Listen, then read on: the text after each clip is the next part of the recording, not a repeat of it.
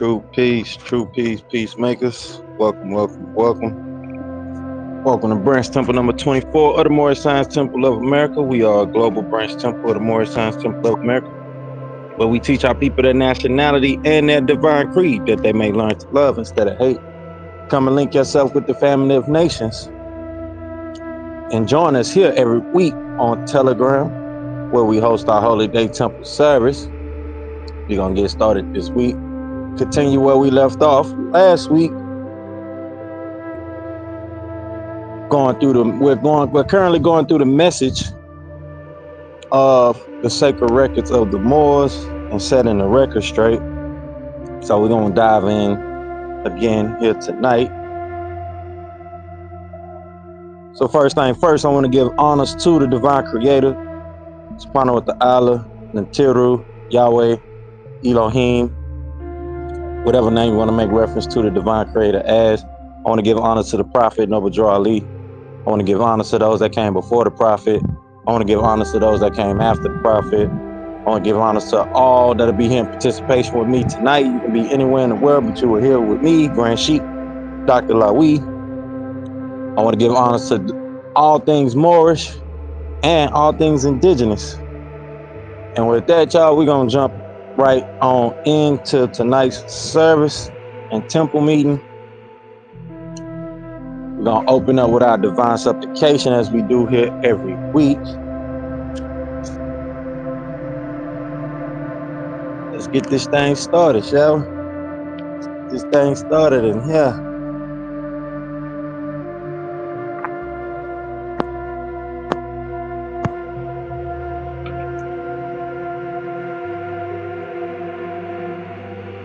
All right, y'all know we begin our prayers and thinking by using El Kalum, the All Heavenly One, the Most High, who is sustainer of all the worlds. We do accept the duty you have laid on us to clean up the filth made by the world and its non-submitting fools.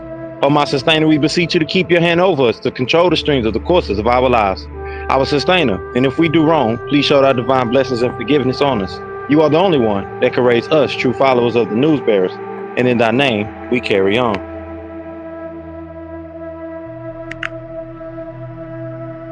All right.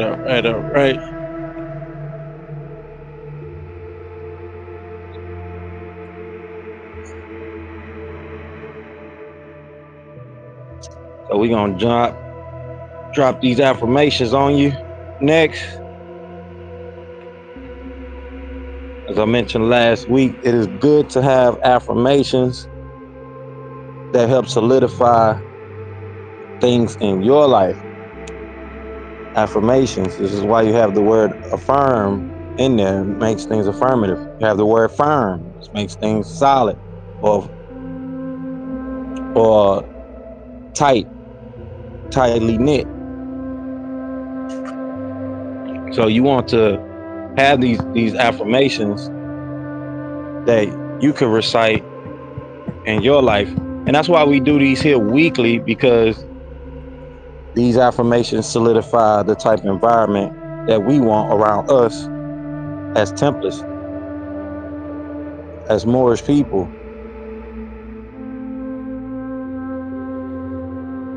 As Ethereans. So our affirmations that we go into here every week is called the daily affirmation of loyalty of the children of the Elohim and what we accept as fact. And as they state, we accept this fact, the eternal laws of nature as revealed through science, past events, logic, and common sense, revealed as right knowledge, wisdom, and understanding. We accept this fact, the highest laws of nature is the cooperation and harmony of all living things. We accept this fact, our way of life is a means to the best end. We accept this fact that loyalty is the greatest of all honors and treason is the worst of all crimes. We accept this fact that what is good for the Holy Tabernacle is the highest virtue, and what is bad for the Holy Tabernacle is the ultimate evil.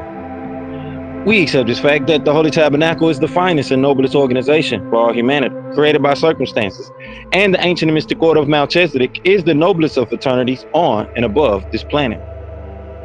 We accept this fact that creativity, love, and cooperation are the essence of success. We accept this fact that truth and facts are always and has always been the originator and creator of all success.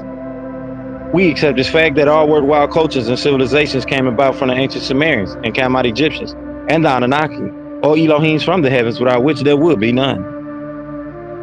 We accept this fact that for the Holy Tabernacle to survive, expand, and advance, we need first of all a revolution of values and thoughts, which must start within each person by being truthful with themselves and about themselves. Therefore, we completely and categorically reject all myths, fictions, religions, and lies that have not been proven.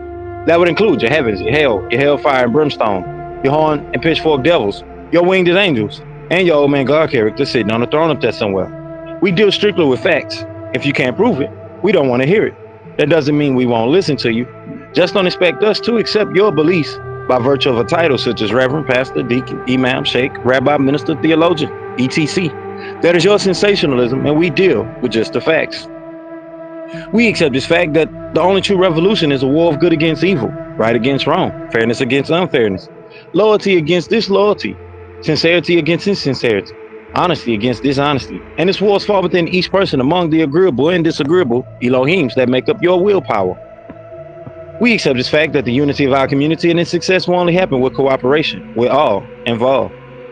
We accept this fact of total unification of all humanity on the basis of truth.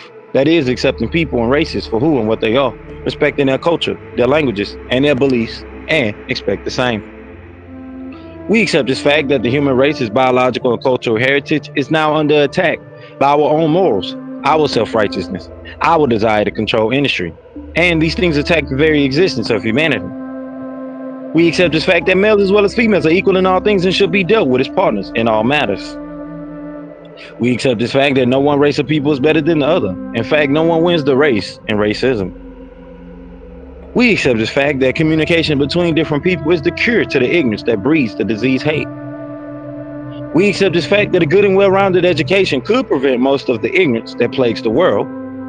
We accept this fact that the all is just that, the all. You can't take from the all, you can't add to the all. We are all within the all as one. That is our concept of what you call a deity. To the fulfillment of these facts, we children of the Elohim forever pledge our lives, our sacred honor, and our spiritual zeal. So these are the affirmations that help us bring firmness to our goal, what's in our mind's eye. That firmness is materialization. It helps things solidify, materialize. In other words, right?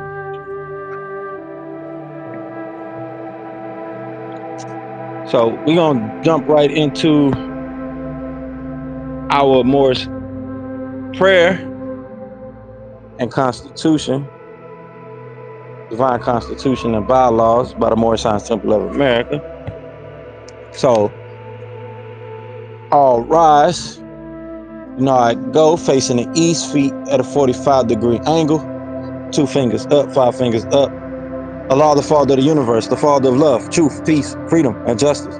Allah is my protector, my guide, and my salvation, by night and by day, through his holy prophet, Drew Ali. Amen.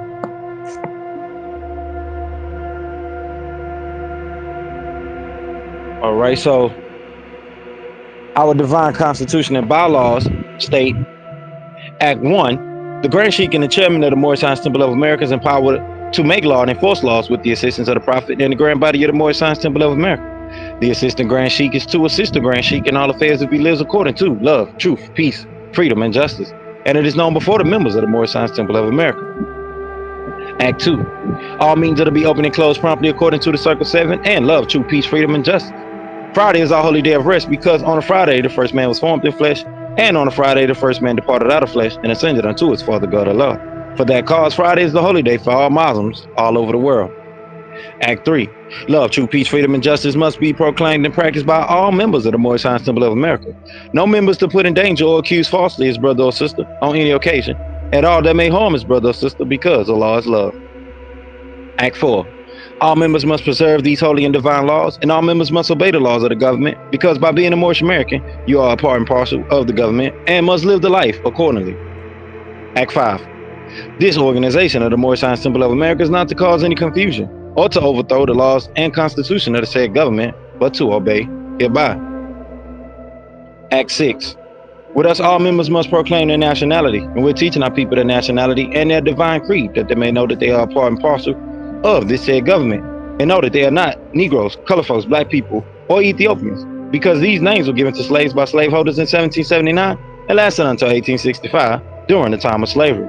But this is a new era of time now, and all men now must proclaim their free national name to be recognized by the government in which they live and the nations of the earth. This is the reason why Allah, the great God of the universe, ordained Noble Ali, the prophet, to redeem his people from their sinful ways. The Moorish Americans are the descendants of the ancient Moabites who inhabited the northwestern and southwestern shores of Africa. Act 7. All members must promptly attend their meetings and become a part and parcel of all uplifting acts of the Moorish Science Temple of America. Members must pay their dues and keep in line with all necessities of the Moorish Science Temple of America. Then you are entitled to the name of faithful. Husband, you must support your wife and children. Wife, you must obey your husband and take care of your children and look after the duties of your household. Sons and daughters must obey father and mother and be industrious and become part of the uplifting of humanity. All Moorish Americans must keep their hearts and minds pure with love and their bodies clean with water.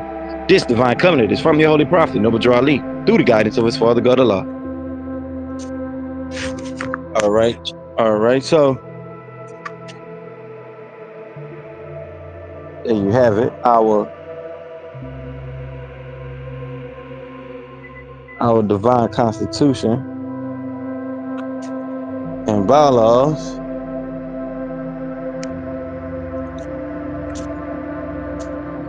Which you should also be studying those very heavily as well. We also have a copy of the Holy Qur'an Circle 7 available on our YouTube channel, where you could check it out in audio form and listen to the Holy Qur'an Circle 7. That way you can familiarize yourself with the contents of what's in the Holy Qur'an Circle 7.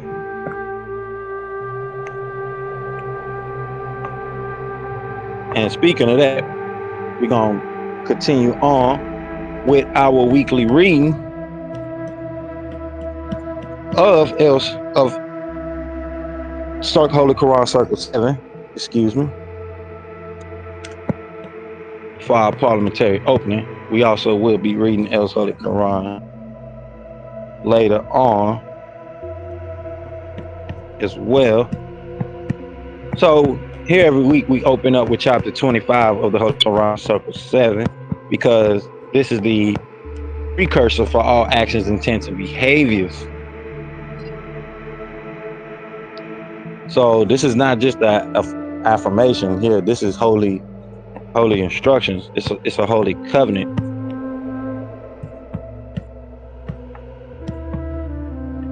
Between the Asiatic people, the Asiatic nation. Chapter 25 is called a holy covenant of the Asiatic nation, and as it reads, ye are the children of one father, provided for by his care, and the breast of one mother had given you suck. Let the bonds of affection therefore unite thee with thy brothers, that peace and happiness may dwell in thy father's house.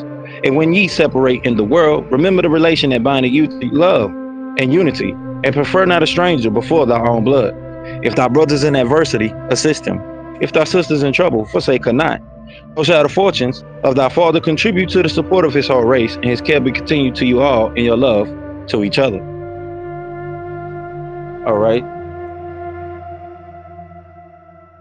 As I state, that is the precursor for all actions, intents, and behaviors. So for any royal people, Moorish people especially, that understand the prestige of our heritage, the nobility of our heritage, understand this is what it's about. It's not about being holier than thou, as most would take it.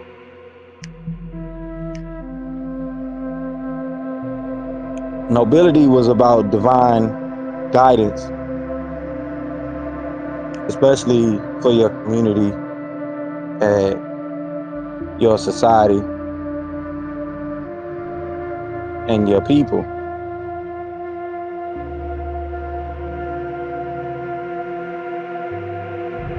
So it's more to royalty and nobility than just those generic attributes that are given.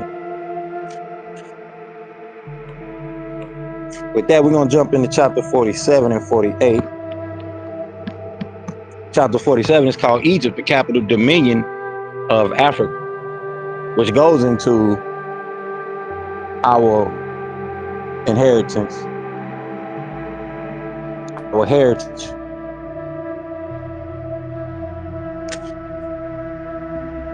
And as it states, as it reads, chapter 47, the inhabitants of Africa are the descendants of the ancient Canaanites from the land of Canaan.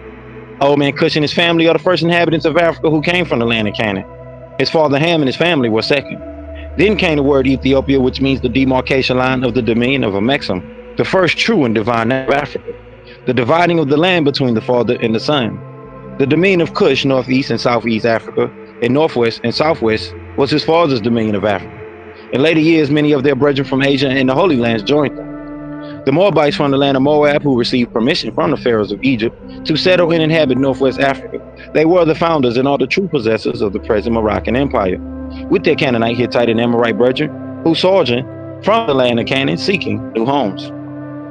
Their dominion and habitation extended from north, east, and southwest Africa across Great Atlantis, even unto the present North, South, and Central America, and also Mexico and the Atlantis Islands, before the great earthquake which caused the Great Atlantic Ocean. The river Nile was dredged and made by the ancient pharaohs of Egypt in order to trade with the surrounding kingdoms. Also, the Niger River was dredged by the great pharaoh of Egypt in those ancient days for trade, and it extends eastward from the river Nile westward across the Great Atlantic. It was used for trade and transportation. According to all true and divine records of the human race, there is no Negro, black, or color race attached to the human family, because all the inhabitants of Africa were and are of the human race, descendants of the ancient Canaanite nation from the Holy Land of Canaan. What your ancient forefathers were, you are today without a contradiction. There's no one who's able to change man from the descendant nature of his forefathers, unless his power extends beyond the great universal creator law himself. These holy and divine laws are from the prophet Zabuwr, the founder of the Uniting of the Moorish Science Temple of America. These laws are to be strictly preserved by the members of all the temples of the Moorish Science Temple of America, that they will learn to open their meeting and guide it according to the principles of love, truth, peace, freedom, and justice. Every subordinate temple of the Grand Major Temple was to form under the covenant of love, truth, peace, freedom, and justice, and to create their own laws and covenants in conjunction with the laws of the Holy Prophet and the Grand Temple. I, the prophet Zabuwr, was sent by the great God of law to warn all Asiatics of America to repent from their sinful ways before that great and awful day that is to come. The time has come when every nation must worship under their own vine and fig tree, and every tongue must confess its own.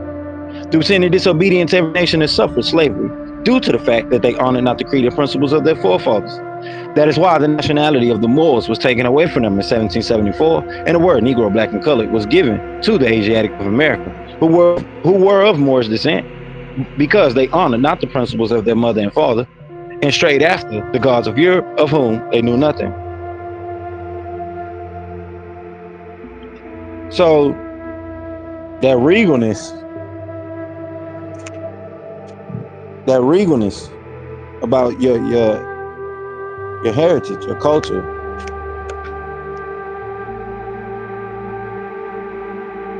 that divinity, that etherealness, that etheric connection. This is what we're talking about when we're talking about the vine and fig tree, that ethereal branch that helps you understand the higher knowledge, higher sciences, higher principles of life.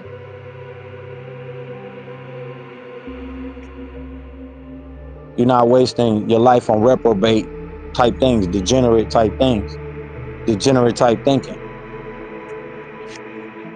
poverty.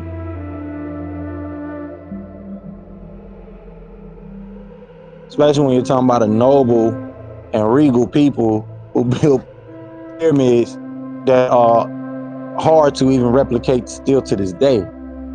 Right? This is what we're talking about. Access to ancient and cosmic wisdom, cosmic knowledge. And it's definitely not as pure as it has been in the past, but it's still there. still have access to that reservoir of higher intelligence, divinity, that high ethereal content constitutes potentities.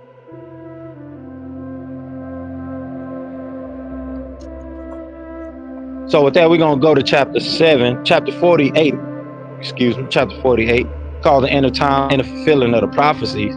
And as it states and reads, the last prophet of these days is noble Ali, who was prepared divinely in due time by Allah to redeem man from their sinful ways, and to warn them of the great wrath which is sure to come upon the earth. John the Baptist was the forerunner of Jesus in those days, to warn and stir up the nation and prepare them to receive the divine creed, which is to be taught by Jesus. In these modern days, there came a forerunner of Jesus who was divinely prepared by the great God Allah, and his name is Marcus Garvey, who did teach and warn the nations of the earth to prepare to meet the coming prophet, who was to bring the true and divine creed of Islam. And his name is Noble Joe Ali, who was prepared and sent to this earth by Allah to teach the old time religion and the everlasting gospel to the sons of man, that every nation shall and must worship under their own vine and fig tree, and return to their own, and be one with their Father God Allah. The Moorish sign symbol of America is a lawfully chartered and incorporated organization. Any subordinate temple that desires to receive a charter, the Prophet has them to issue to every state throughout the United States, etc., that the world may hear and know the truth, that among the descendants of Africa there is still much wisdom to be learned in these days for the redemption of the sons of man under love, truth, peace, freedom, and justice. We, as a clean and pure nation, descended from the inhabitants of Africa, do not desire to amalgamate or marry into the families of the pale-skinned nations of Europe, neither serve the gods of their religion, because our forefathers are the true and divine founders of the first religious creed for the redemption and salvation of mankind on earth. Therefore, we are returning the church and Christianity to the European nations as it was prepared by their forefathers for their earthly salvation, while we, the Moorish Americans, are returning to Islam, which is founded by our forefathers for our earthly and divine salvation.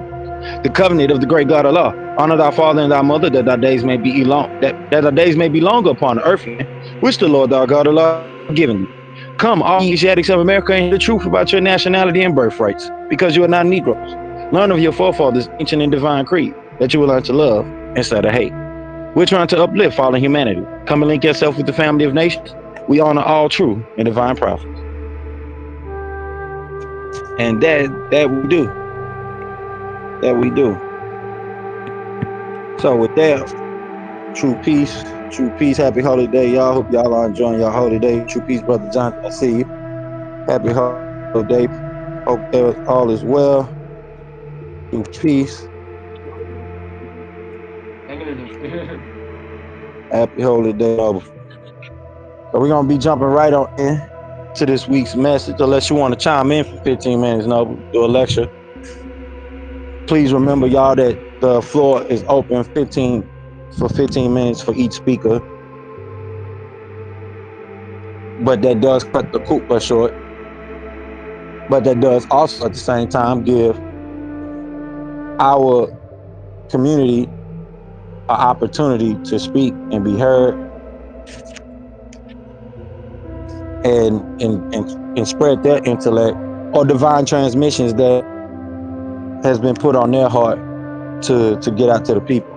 So with that, we're gonna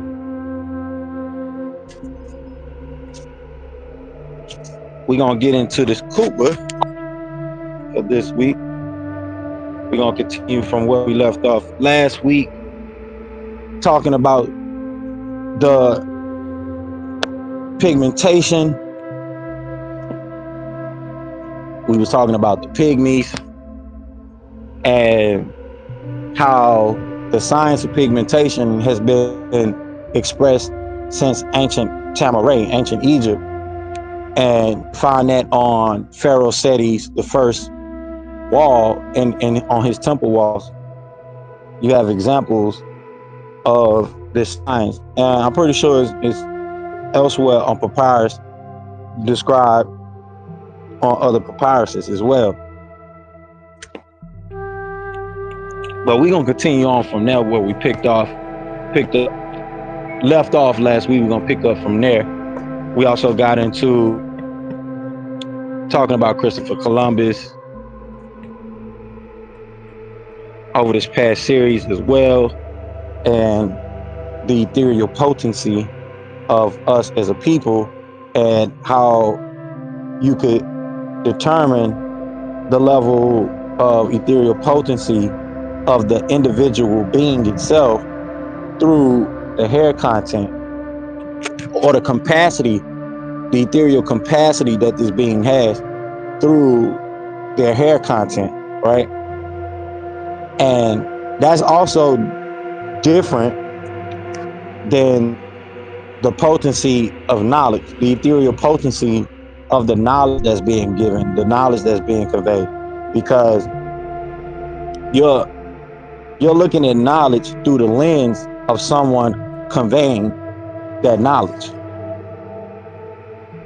right? Versus doing the research yourself, which means you would have to get into anthropology and other forms of,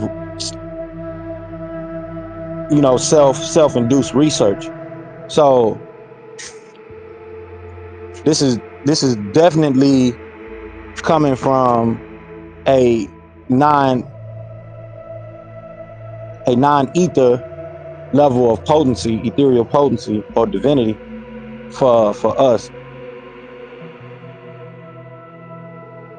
So this is why we say, don't believe me, check it out. Don't believe, you don't have to believe a word I'm saying. Go and check these things out, look into these things for yourself. The science is there from ancient times to modern day. And this answers a lot of people's questions that they have, which gets them caught up into dogmatic beliefs, or get them stuck, right? Leave them stuck in these dogmatic beliefs that they can't see past. Their third eye, or their mind's eye, can't seem to transcend past, right? And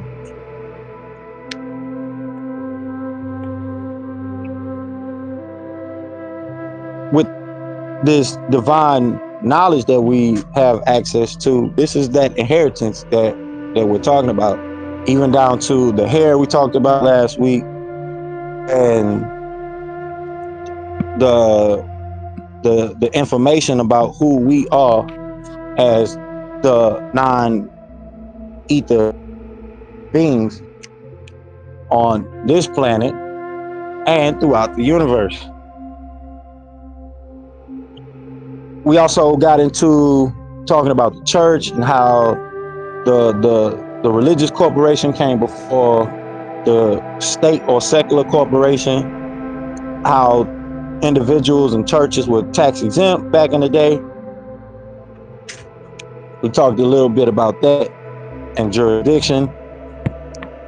So we're gonna continue on from there, get into this message from where we ended last week with the pigmentation, and we're gonna kick it off with the knowledge that we talked about last week, as far as the pigmentation being considered a racist concept. Is it racism? Is this considered racism? Or in other words, being prejudiced? Is this scientific base of knowledge considered racism? So we're gonna dive into that. But just a reminder, we have the original man, which would be the Nubians, the Olmecs, the Nasi, as we mentioned last week, or the Black Seed, the little black man, as we mentioned last week. Then you have the Asiatics, the Mongoloids, or some would say the Chinese, right? And they were led by the brother Ushin, as we mentioned last week, and they were called Hexians in their language, and in our ancient language they would be known as the Yellow Seed and the Namu. Then you have the Mexians that come out of that, which gives you the Aztecs and the other brown skinned tribes, or Native American Native American tribes, or American Indian tribes, better way to say it, uh, or even Aboriginals, or the Aboriginals, and what we called in ancient Egypt the Tamu, or the brown seed. And from the brown seed, you get the Caucasian, or what was referred to in ancient Egypt as Tamahu, or mankind, as a lot of people like to refer to from the conscious community as mankind, the red seed or the pale skin.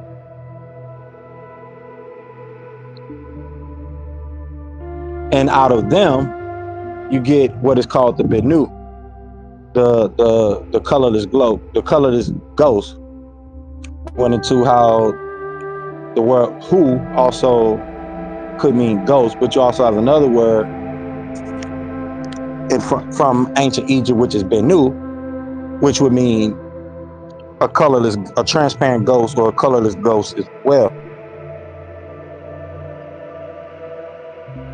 So the Benu would be considered ether, and that could be a 3 ether ghost,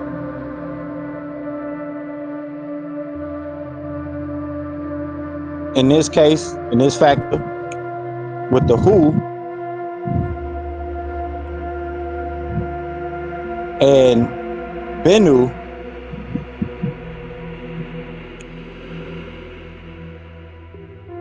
being the term for that ghost. So in another retrospect, you would have the word Kansu, which will refer to the non-ether solar,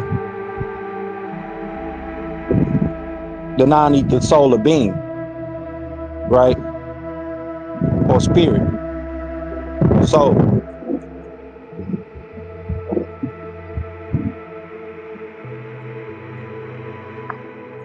So these are some of the things we touched on last week, and this is where we left off. So we're gonna pick up from there. Is this considered racist? Right? And we know that this is just technically the science of the pigmentation. So there's no racism involved in the science of understanding the genetics. It's just simple biology. Understand genetics. And that gets into the germs, or the seed, as they're referring to it as the seed.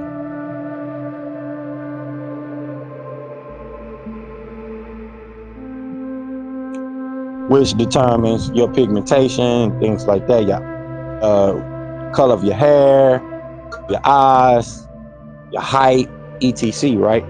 So this is just genetics. Has nothing to do with racism. When we know being racist and racism is a whole nother concept.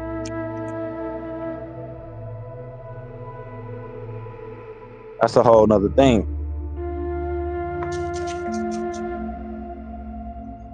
Discrimination, prejudice, being antagonistic against another individual or community or institution.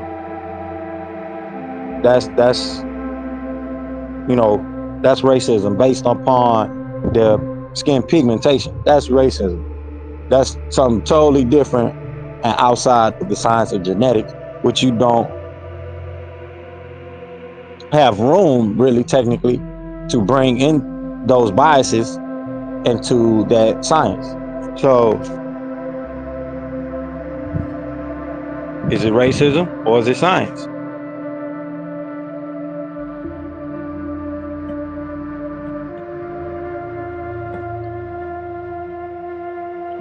So we just merely setting the record straight.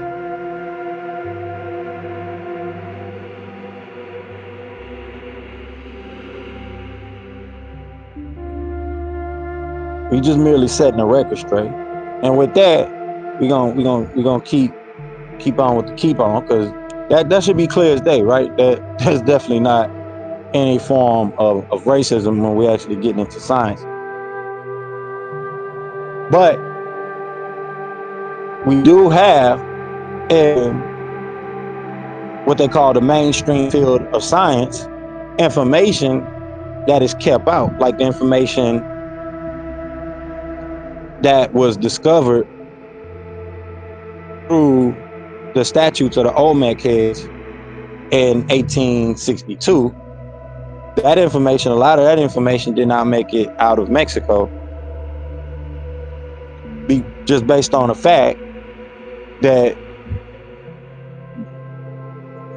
these statues resemble melanated African or Moorish people.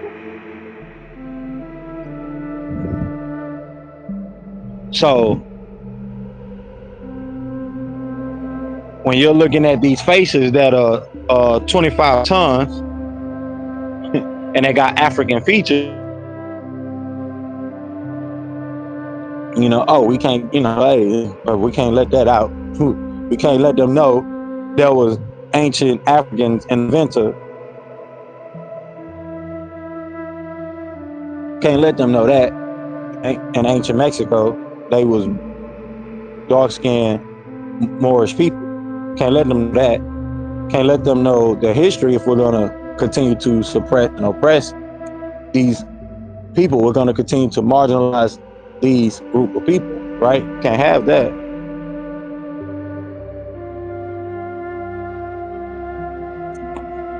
And just like archaeologists were flabbergasted with what was done in Egypt, they also were flabbergasted what they found here in Levinta,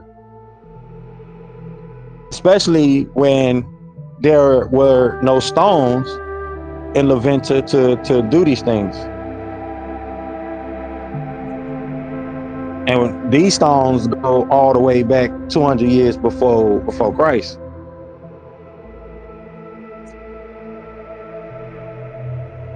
And the actual statues that they found were the heads of priests, which may not be mentioned a lot of times. That actual stone head, the main Olmec head that they really show, that's an actual priest head. That's the head of a priest. They was considered the elite amongst the Olmec. They were considered the royalty.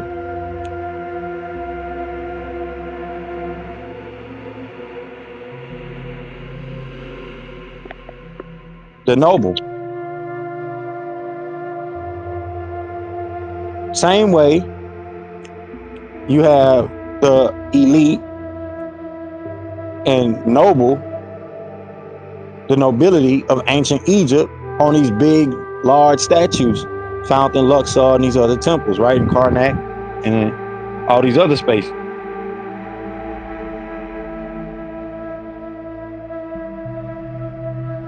So on the stone heads, you had a flat top, which was actually a altar where the people or the Olmecs would worship.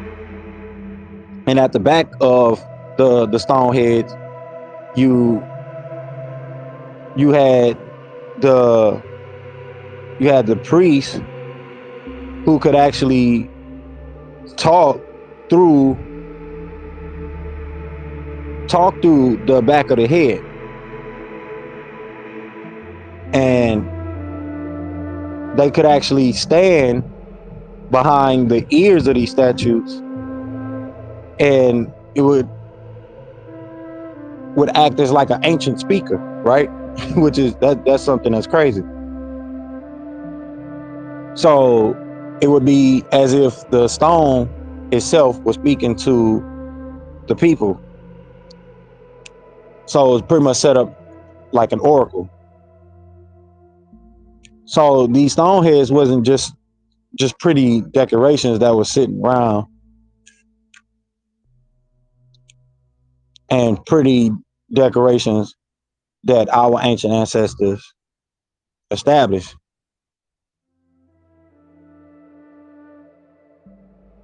You also had markings, which may have been the language, and more than likely was the language that these ancient Olmec people used. They also had helmets on.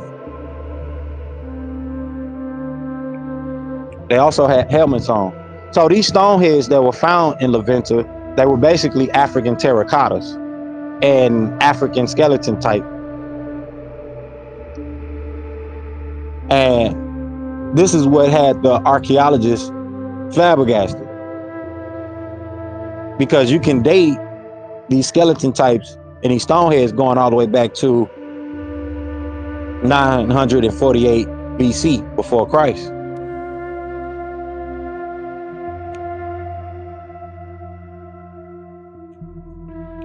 They were developed during the 900s to the 600s BC before Christ. So as I stated, the stone heads, they stood about 8 feet tall. As I was saying, they stood about 8 feet tall. And they're also similar to the stone heads that you find in Tres Zapatas, which is where you find another group of stone heads.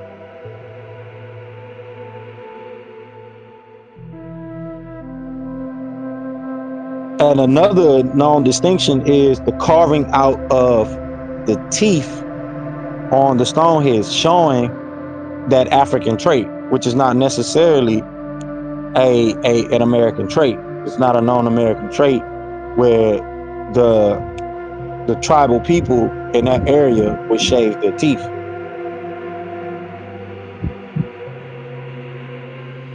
So you can tell that they was African from the lines of their cheek and jaw, the fullness of the lips, the broad fleshy noses, and the facial contours and other similarities that you could acutely observe. They were of Moorish or Nubian descent. It's easy to see it right there. It's just right in your face. Right? And it technically doesn't matter what skin tone or pigmentation you want to slap on these heads, because we know the origins of these phenotypes and facial features. That's not really hard to determine. And then you have other sources about this, and you have many saying that they debunk these sources, but that's like saying you can debunk being able to see that one being has a darker skin pigment and another has a lighter skin pigment. You can't really debunk those things. It's funny to hear these things. It's funny to listen to. We might come across it, especially us as Moorish people. We come across this all the time. Something recently that we just created called being woke, right? Stay woke. That got hijacked and turned into something else. And now you see the word being used in saturation all over the place. That has nothing to do with the actual original concept that came from Moorish people, Nubian people, and for a specific reason, right? And now it's being used in this context of, anything that sounds outside of the book, anything that sounds outside of the box of the status quo, the norm, is considered to be wokeness now. We can't talk about, UFOs and all these things that happen on these superhero, comic books and things like that, like real comic book type things, right? Which was just considered nonfiction. Now it's considered wokeness, thinking outside the box, but still within the parameters of nature itself, right? It's considered wokeness.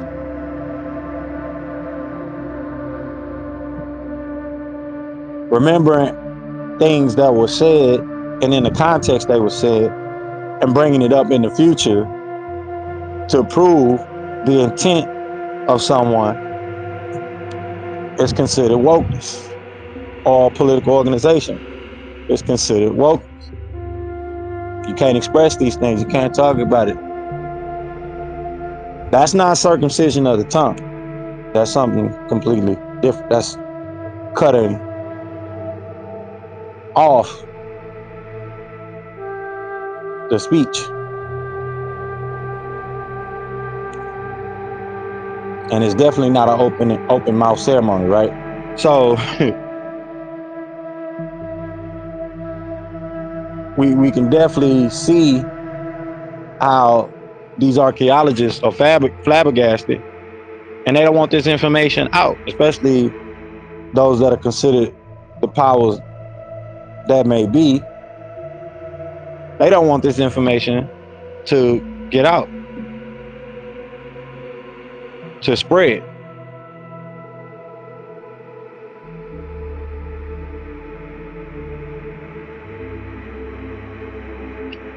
So you have one Nubian stonehead, Moorish stonehead, that stood 8 feet tall, 6 inches, and 22 feet in circumference. Had earplugs in each ear with a cross carved in each earplug.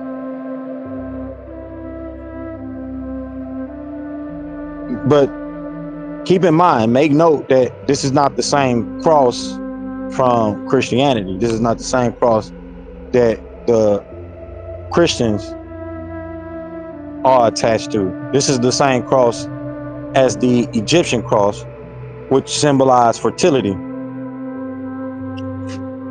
which a lot of us refer to as the key of everlasting life. So there's a Mexican word for cross, which it appears in Teotihuacan, pronounced Tonacahuti, which means the tree of life.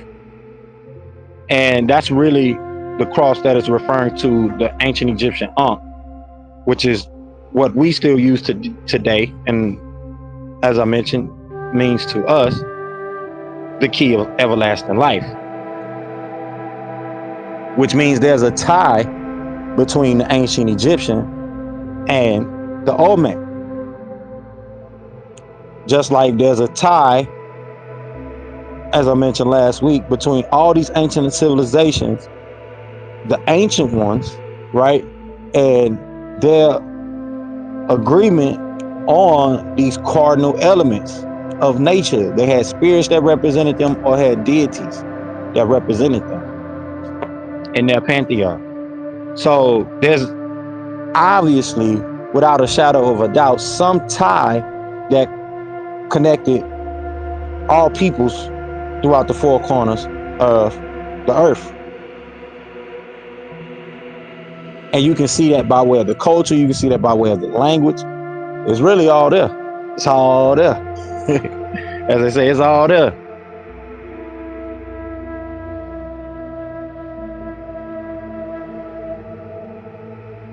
So you had another statue that was found in Veracruz of a brother smiling who had an ankh on him. And this is a statue found in Veracruz in South America with an ankh on it.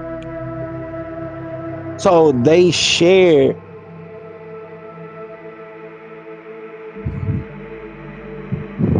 a language connection.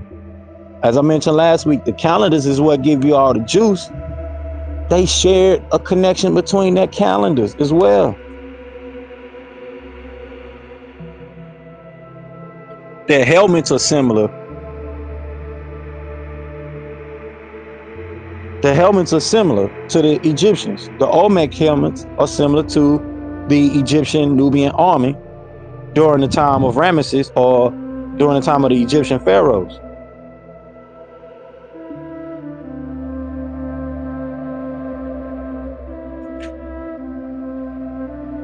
So during the first 1,000 years before Christ, these helmets they would completely cover the head and the back of the neck. They had a tie on that attached to the person, and they would fall in front of the ears. Right? That same similarity they share. So you have the pyramids, you got the languages, you got the calendars, you got the dress, you got the symbolisms, all showing you five principal things right there in your face, showing you. It's real easy to go through scientific method with that type of information.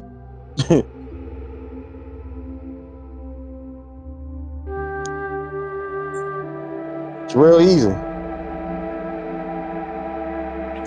Not sure if it's enough for a closing shut case, but it's definitely enough to point in the direction of saying that there's a likeness, a connection, a tie between those two cultures. Same way as I mentioned about Sumeria in the ancient Egyptian. Same thing.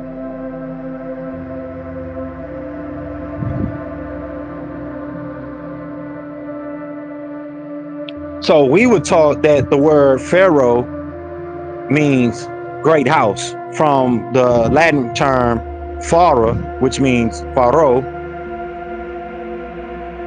and the Hebrew word Paro,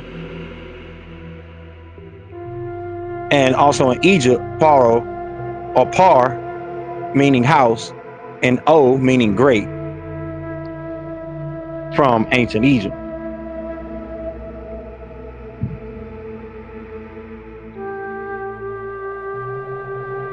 But in actuality, the word comes from Pharaoh, which came from the root word far.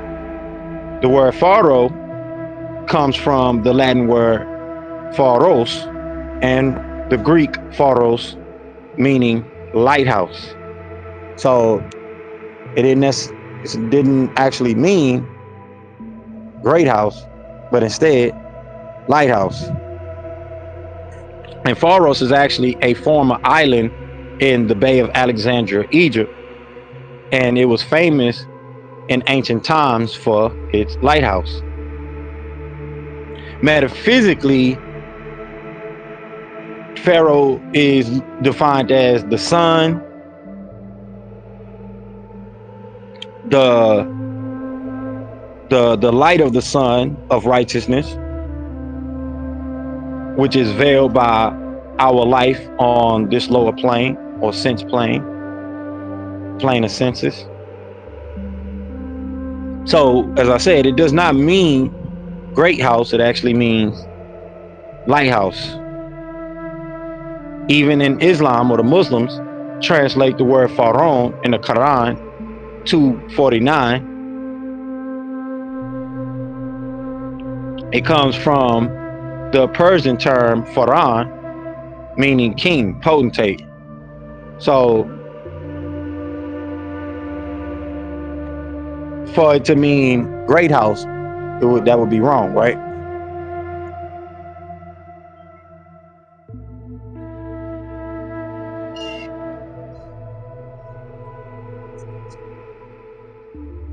Because you're looking at two different terms.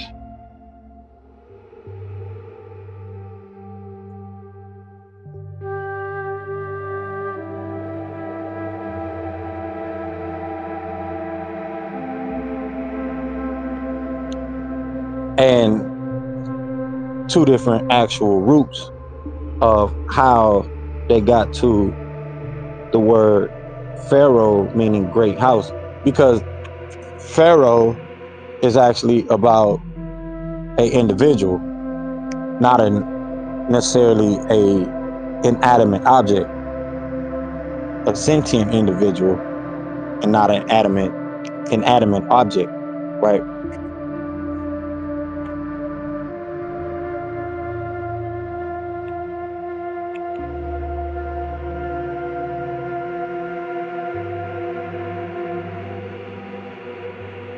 So we went into that just to show that the Olmecs, who were constructing pyramids just like the Egyptians were constructing pyramids, were ancient Egyptians too.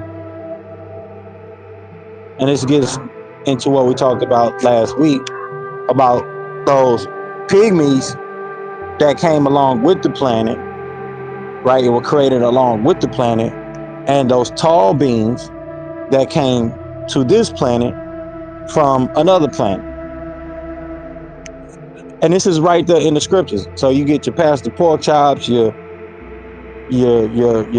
teachers, your gurus from most of the modern day and mainstream understanding of these things, right? They tell you all these narratives, they talk to you about angels, they talk to you about spirits, but they have yet to really dive into what the text is actually saying. Jesus said, I'm from up there, and you, the audience that's listening, is from down here, down there, from earth. And he comes from another higher dimension, another plane. So he's extraterrestrial. He ain't regular. He ain't regular degular. He's something else. He's something else. That's somebody else that we talking about. From another somewhere else that is definitely not Earth.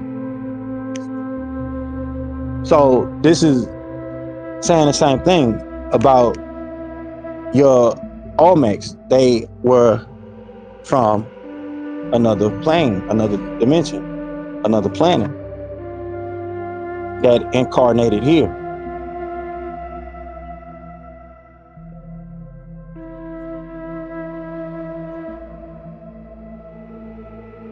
And they shared the same ancient way and culture.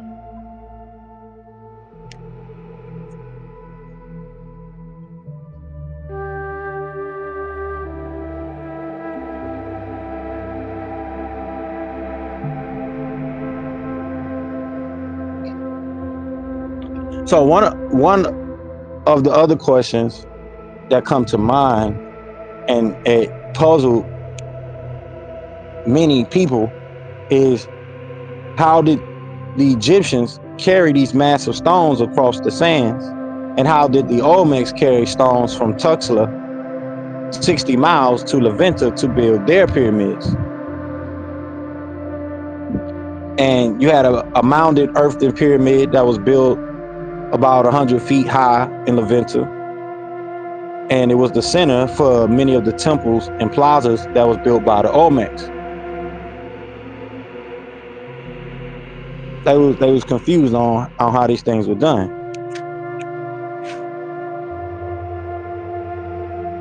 They still are confused to this day. They don't know how to replicate these things to this day. So your Egyptian pyramids, they have four triangular sides that meet at the top at a point, while most of the New World, so-called New World pyramids, are four-sided, flat-top polyhedrons, and mostly because the top was cut off. So both the Egyptian and the American structures are considered and called pyramids.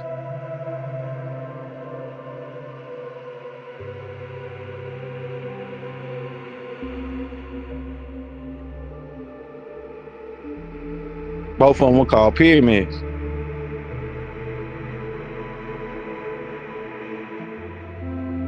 Many people have also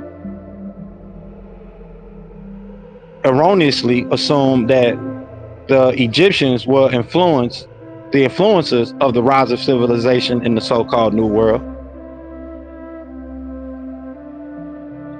The Egyptian pyramids were built in 2700 BC to about 1000 BC, and in America, the mounds was constructed from 1200 BC until the Spanish conquest in 1519 AD.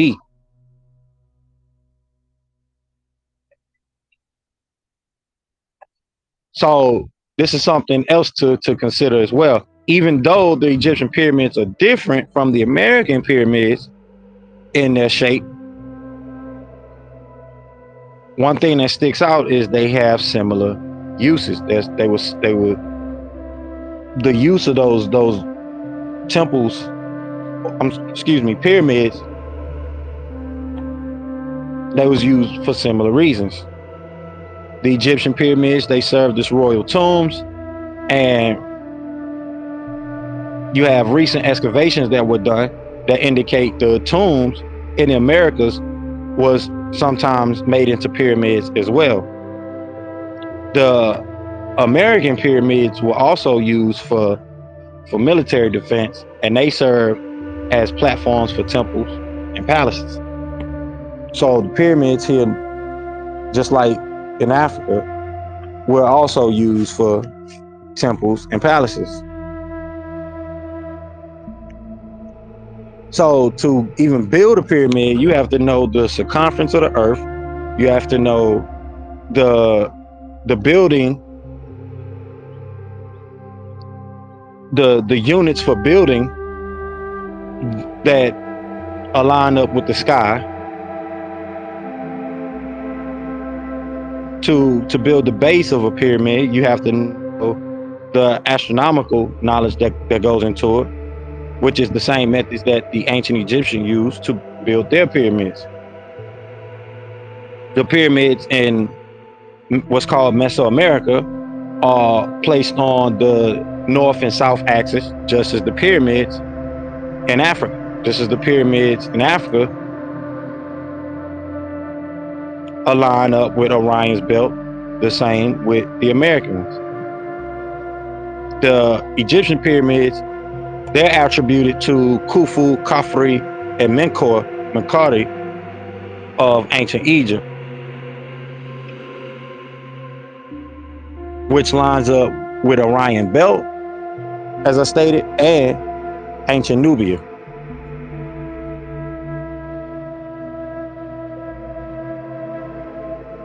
So pyramids like the step pyramid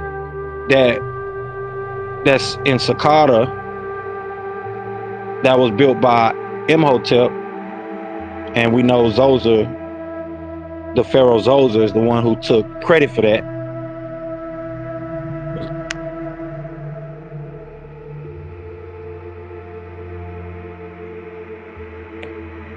We know Zoser took credit for that. You had the pyramid of Medum that was built for Seneferu. That was found here in Americas, here in the Americas, here in America. The pyramids, especially the ones here in America, they're also the same as the ziggurats, which are pyramids from the ancient Babylonians as well. So you find similarities between these ancient cultures, these ancient peoples, and what they call the old world. And the new world is being considered to be America. But technically, ancient so-called Mesoamerica is a part of the old world. It's actually a part of the old world. So you don't actually have a new world until you start getting all these new types of architecture, and those forms of architecture can be dated and traced back to when they actually started.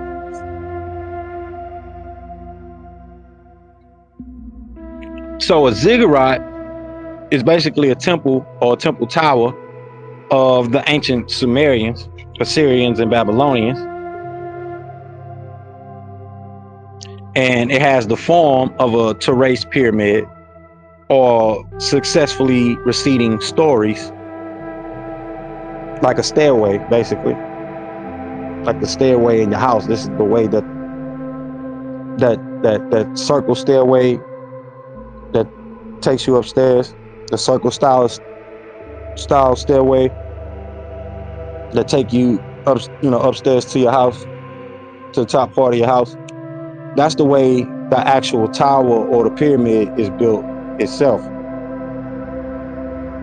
So in Assyria, ancient Assyria, that's called a Zoraktu or Ziggurattu, which means a summit. And the word summit, which comes from the Middle English sommet and Old French sommete, means the highest. So basically a ziggurat is a high building, or like a skyscraper, an ancient skyscraper. Just another way of saying ancient skyscraper. So the old world had these skyscrapers and these very large buildings. So when you hear people talking about Tartaria and these old world buildings that have actually been here, and you have other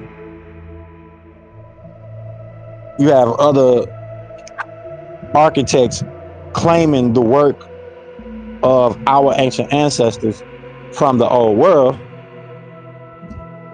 the proof is within the language and the culture and the knowledge of these things in itself.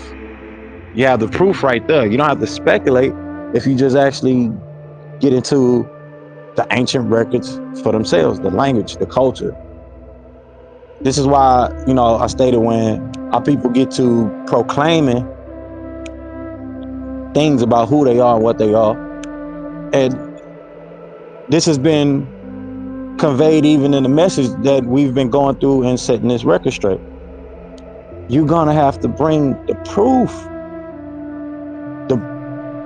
And the proof is in the pudding of the knowledge of that culture, the people, the way of life, the languages that they spoke, their interpretation of it, not another culture's that came later in time, definition and interpretation of what the original people and their interpretation that they laid to those terms themselves.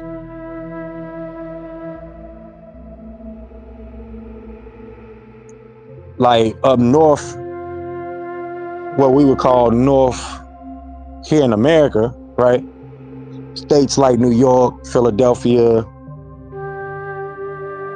places like that, they have their own slang and terminology that's different than those that are considered here in North America, the South. Total different slangs and localized terms that they use. So you would have to understand that immediate culture and why they say the things they say and communicate the way they communicate. The people on the West Coast of America communicate totally different than the people on the East Coast.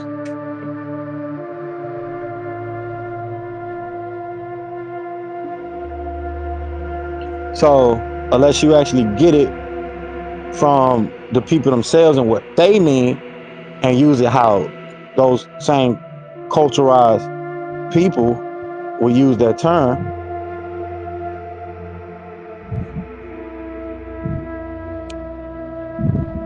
you're just making things up. So this is why we gotta come in, set the record straight. That's why the master teacher says, hey, stop, hey, preacher, hold on, wait a minute. You sure that's, because we are continuing the status quo of the mental blockage, the mass hypnosis of people.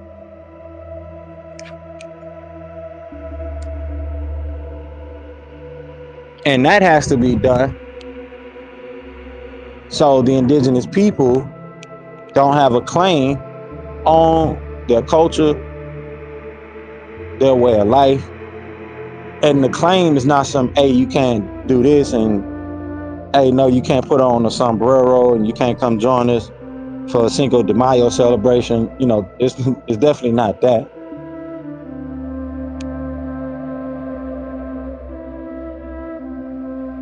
Appropriation means we're going to stop you from acknowledging and celebrating your culture with the spirit of politics behind it.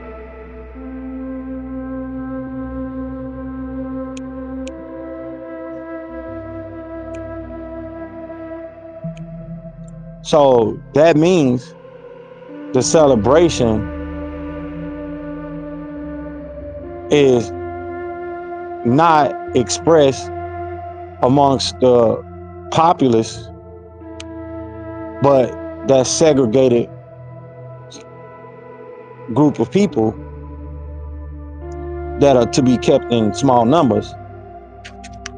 Because if the populace remember that this is their ancient culture, then the gig is up. The gig is up.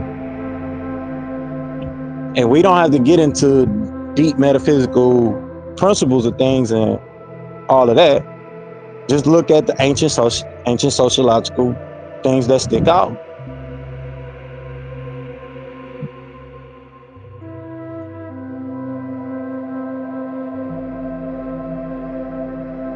Especially the occultic side of things, as I mentioned before, that really hinders us because you're only getting a summary. You're not getting into the nitty and gritty, the real meats and potatoes. You eating the GMO knowledge, right? You eating the GMO knowledge. This is the knowledge that you're digesting into your system. GMO. It's GMO.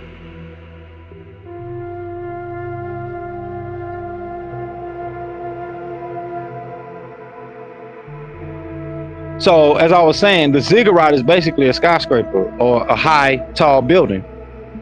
And you have the story in the Bible, the story of the Tower of Babel, mentioned in Genesis 11:1 through 9, where the Babylonians, they built that summit, that skyscraper, under the rulership of Nimrod, who was trying to reach the heavens, right? As we know, the name Babel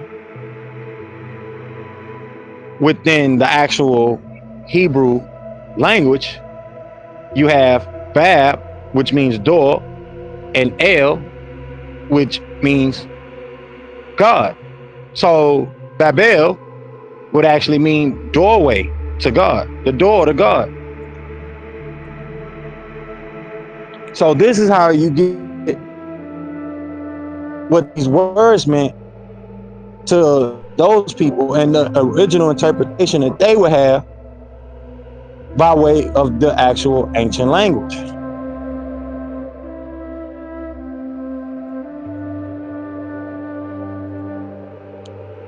So this is why we get into setting this record straight.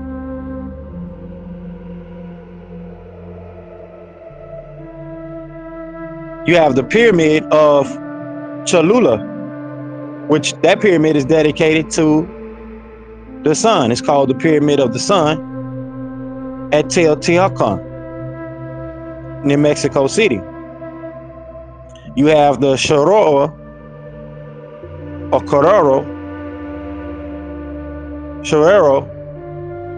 how you pronounce it, best pronounce it the best way I can. Chorero, Colorado Pyramid. We have the Chorero, Colorado Pyramid and the Chiocama Valley in Peru. It's in the northern part of Peru.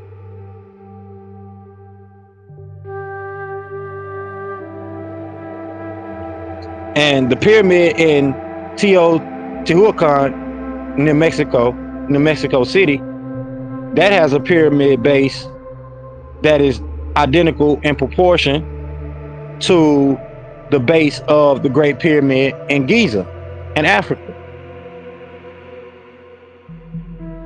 Teotihuacan pyramid, the Teotihuacan pyramid, it measures about 225 meters, square meters, and the pyramid at Giza measures about 226 meters square. So they have that similarity in size, shape. You can see you're dealing with the same people, similar mathematics.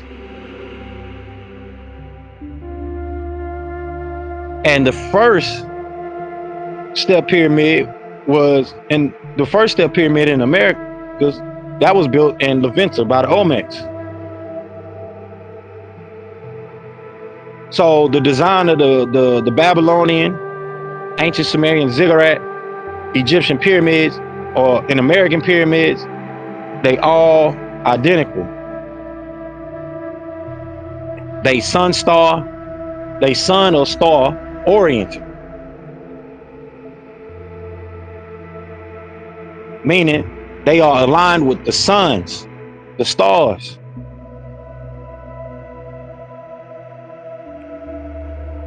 The pyramids were used and made for special reasons.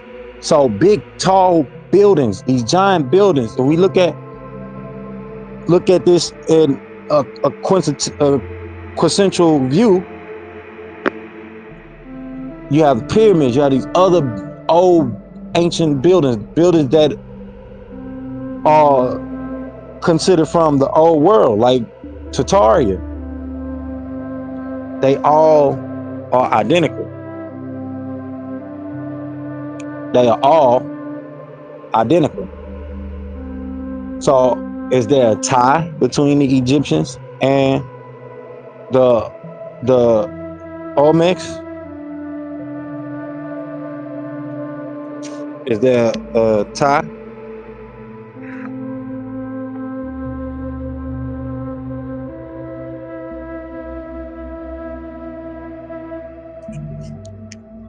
So they all identical.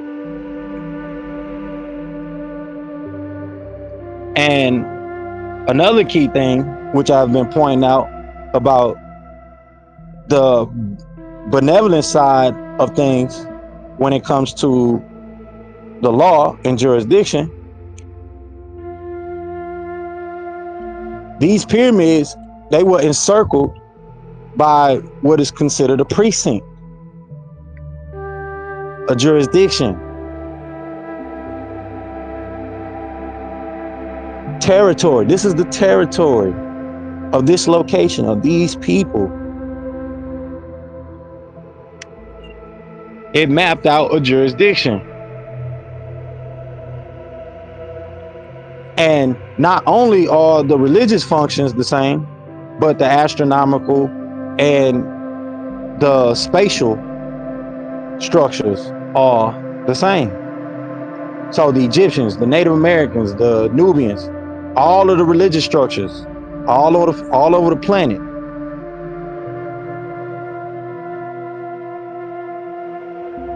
match up with the cardinal points in heaven.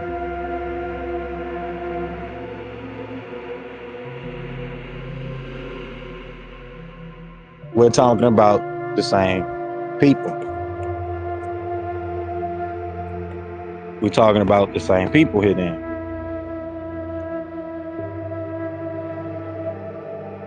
So we're going to touch on this last point right here, because I definitely don't want to keep us here too late this week. But we're gonna keep setting the record straight. We're gonna go through this message of setting the record straight. We're not reading through to set the record straight, but we're going through the text of it and expressing the message that is within these sacred records. And as I said, there's many things that have been abstracted from these ancient records. But you have access to the knowledge and the fact that you know now when you see and hear people on YouTube or wherever that you may come across, but there's a conversation, people talking about the old world.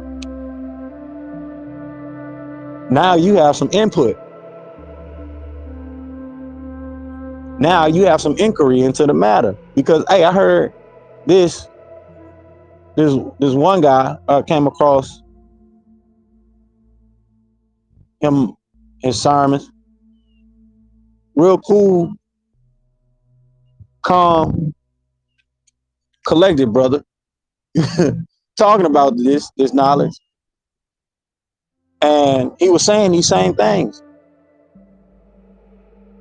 and how you find the connections here, and here. What do you, what you know what what you guys think about it? You have some input now, and you have some source knowledge that you yourself don't have to believe us. Go check out for yourself, especially Moorish adepts, those who are adept in what's called Moorish science.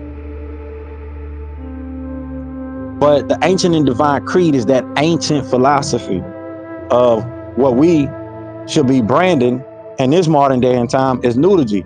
It is the origin behind psychology, the study of the mind. But in this case, we're talking about the divine mind of divine nature.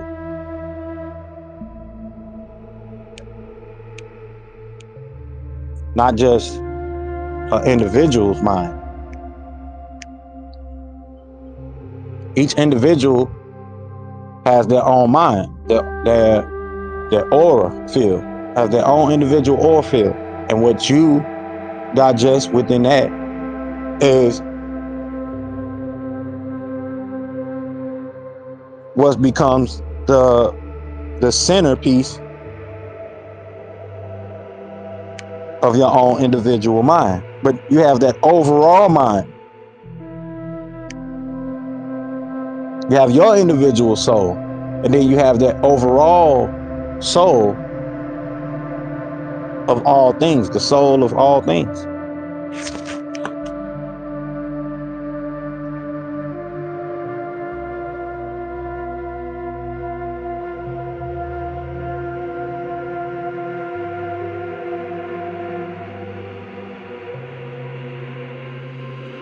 So how can the step pyramids of the Olmecs in America be identical with the Egyptians, right?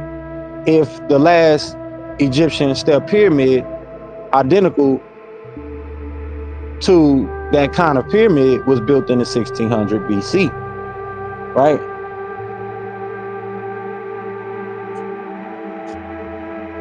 As I stated, these are the same people. This is simple. The last group of people who built the Egyptian type of pyramids after the Egyptians were the Nubians, the Olmecs of Nubia. So that first period of the American pyramids, it overlapped with the last stage of the Egyptian Nubian pyramids that were built. So the Nubians built the last step pyramids of temples for sun worship.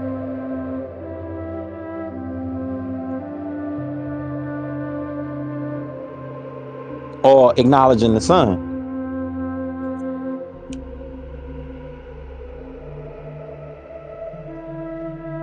And throughout history, we know that the Nubians or Nuba, they're recorded in history as the warriors for the Egyptians. So these are your ancient Egyptian warriors.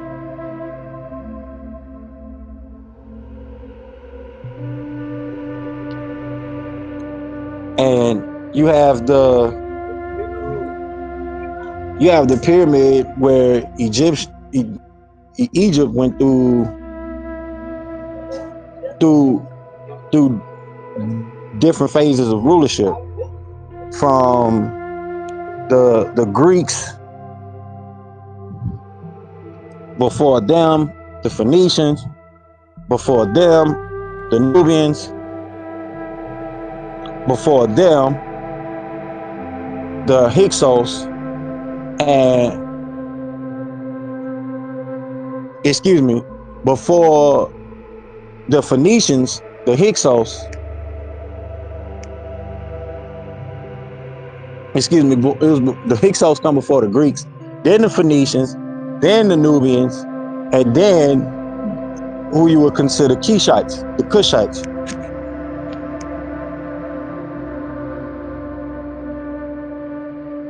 So you had a guy named Pianki who was born in 751 before Christ and died in 716 before Christ. He was the son of Kashta, who rebuilt the Great Pyramid of Amun, which was originally built by the Egyptian pharaoh Tutmosis III and the fourth. And Ramesses II, he came along and added on some additions. So Pianki, he also had a pyramid built for his burial, and after his death, the other members of his royal family, they were also buried in these pyramids. And so this practice continued for 400 years.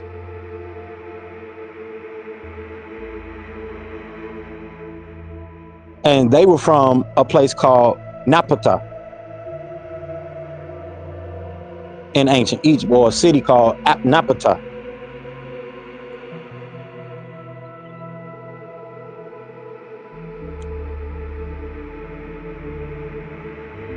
Which, if you get into that term or that meaning, it connects you back to the Nesu, those ancient Moorish people. So this is definitely knowledge that Moorish adepts should be aware of.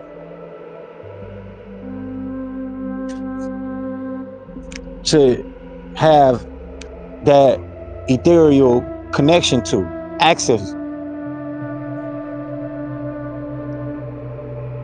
So his pyramid, Pianki's, his pyramid, it was built over a burial chamber, and it had a corbel arch form of a ceiling for the pyramid.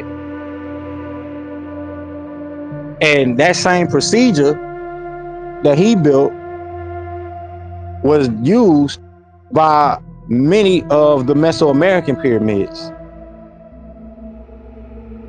Then you had another brother from ancient Egypt that a lot of people are familiar with, Taharqa, who was the son of Pianki. He built a colonnade in the Great Temple of Karnak. And one of these columns from that Great Temple is still standing to this day. So Taharqa is famously known for restoring the halls of the hippo-style columns in the Great Temple of Amun-Re at Jebel Bakal. And that is one of the main Egyptian people or individuals that get acknowledged, and he gets acknowledged for the architecture of that step pyramid. The columns, building that pillar, that column.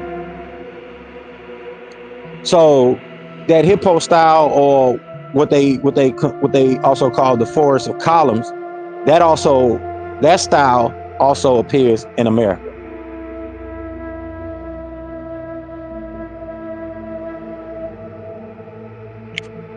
Taharqa built his individual pyramid at another city of ancient Egypt called Nuri, on the other side of the Nile. And if you look at that word Nuri,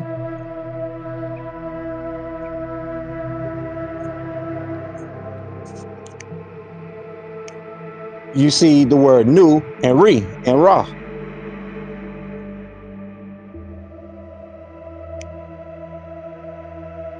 The light, the true light of the etherical waters.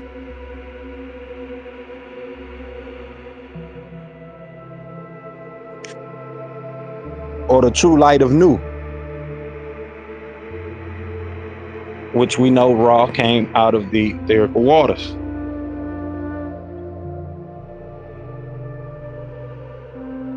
So the pyramids in Mexico, the pyramids that were built in America, they're called temple mounds. We call them temple mounds. Or sometimes the archaeologists refer to them as platform mounds. And you have 400 of these temples or temple mounds in the jungles of Mexico. You got plenty of them still in Mexico.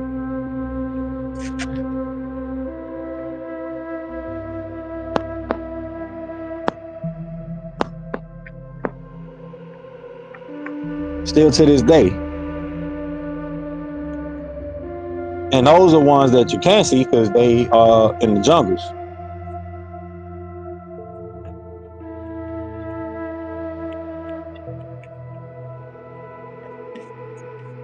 So we're going to be going through setting these records straight as we continue to hear throughout these next series of lectures and sermons. We're going to be setting the record straight. We're going to be tapping into the sacred records. But the records themselves, as I've been saying, it has what is being talked about. It has what is popular amongst the occultists, amongst the spiritualists, amongst the conscious. It has that knowledge. This is where they get their knowledge from, whether they are considered occultic, enlightened, etc. This is where they're getting their culture from.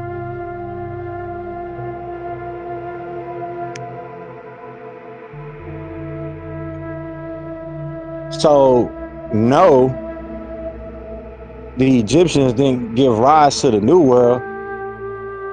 These are the same people expanding. These are the same people expanding.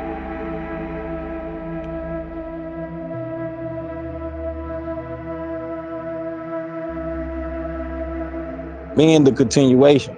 And that's one thing we have to understand here in the Moorish Science Temple of America. We are the continuation of the Prophet Noble Ali, the work that has been done, put before us. So when we see the things that have been laid out, the structure, the platform that has been laid out by the Prophet Noble Ali,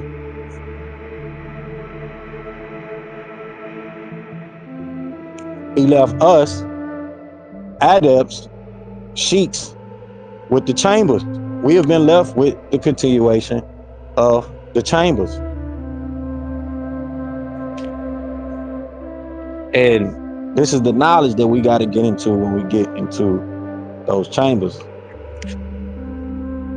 Like I said, we, especially we as the adepts of Moorish science, of indigenous science, we're the continuation, we're the outlet for our people who are still stuck in the matrix. They don't know this perception. They don't have access to it. They blocked off from it.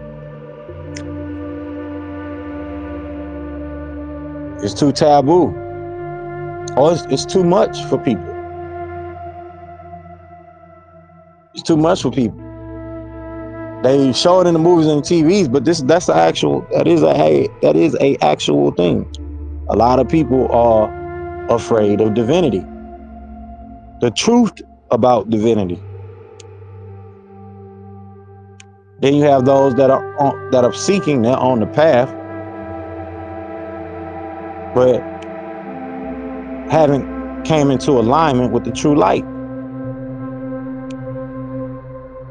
They haven't came into alignment with the true light, especially when all you gain access to, have access to, or know about is your people were put into bondage, being kidnapped and enslaved.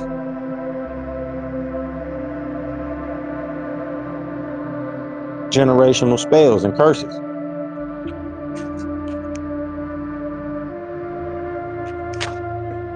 And with that, we're going to close out for this week. I hope you all enjoy your holy day.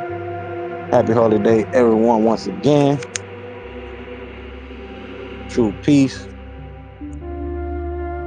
We're going to close out this segment and we're going to jump into our current events segment where we discuss current events and news and give updates on the temple. So with that, welcome to Branch Temple number 24 of the Moorish Temple of America. We are a global branch temple of the Moorish Temple of America, where we teach our people their nationality and their divine creed that they may learn to love instead of hate. Come and link yourself with the family of nations. We honor all true and divine prophets.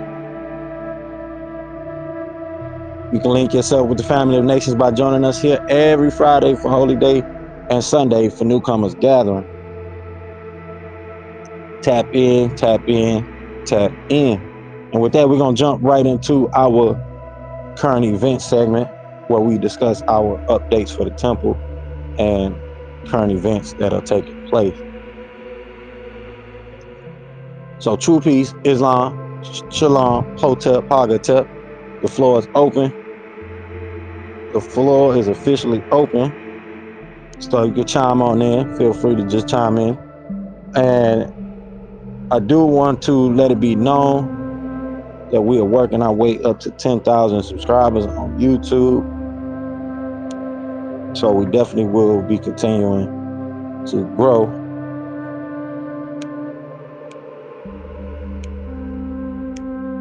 And we are YouTube partners officially. We have been partners for some months now, and it's definitely looking up. And we're gonna do our best to make sure that we can continue that partnership in good faith and continue to grow as a people.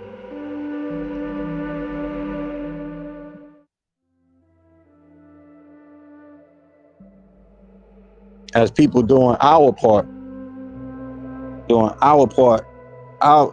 part in the divine purpose of it all. Continue to do our thing, right? As some of the philosophers in the 60s would say. But when our people do our thing, we end up being maliciously persecuted, things like that. And with that, y'all could check out some of the content that's just been posted on our YouTube channel. Got some good small documentaries that's on there now that you all may want to check out. Leave a comment, let me know what y'all think. I'm cooking up one right now as we speak, matter of fact, working on that as well. And we're gonna get the website out as soon as we get the revenue rolling in. Right now, we bringing in pennies per video, but we gonna see what this turns out in the next couple of years, right? A lot of these people that get on YouTube or one of these social media platforms and grow fast because they're appealing to, you know, things of entertainment, things like that, or news, or the latest gossip, right? And of course, we know this is the mass hysteria or the mass hypnosis that's going on with humanity. So we definitely understand that we're going to be growing slow here as a community, as a congregation, and developing Nulogy as a mainstream brand of science, mainstream brand of science. So we have participation in industry. We have a market, a intellectual property, right, that we can bring into the intellectual market, just like psychology was, right? Just like psychology was.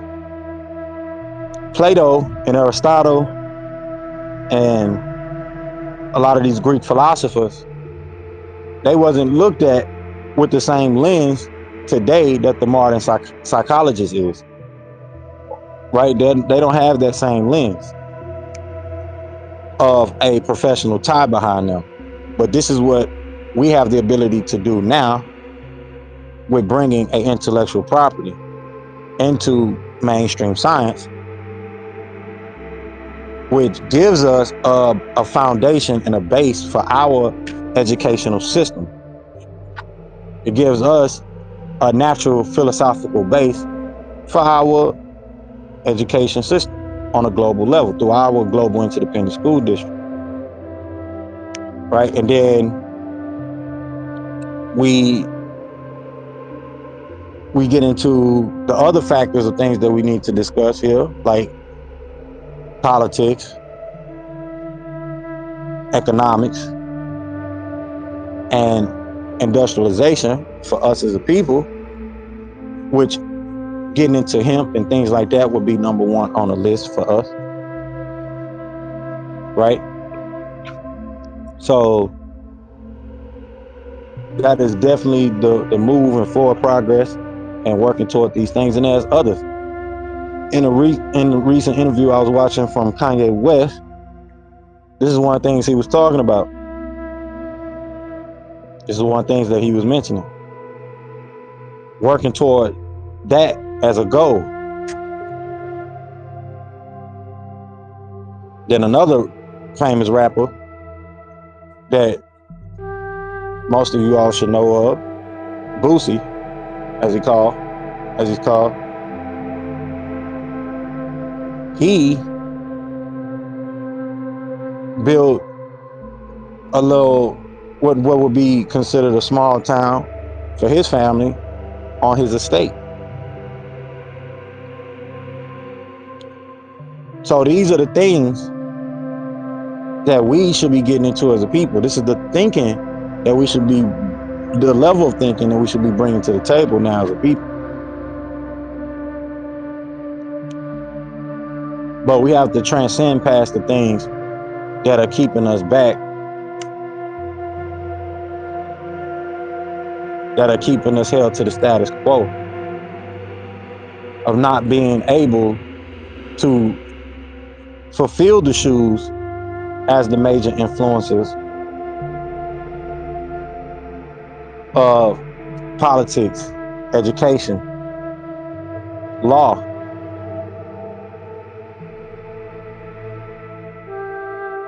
and what they call nation building, what we know of today as nation building. You don't see many of us in Monaco and these UN meetings.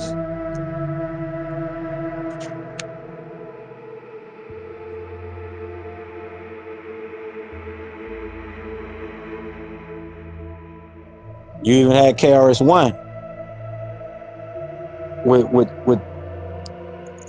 with similar precepts. But the point is moving toward that frame of thought and having that conversation. That's where we need to be, moving towards. So as far as current events this week, I've actually came across some few things from the World Economic Forum. They're talking about how a lot of the countries are pushing toward having CBCDs, even though it has been stated that America will not be moving toward that direction. But at the same time, it is still moving towards redigitizing the US dollar.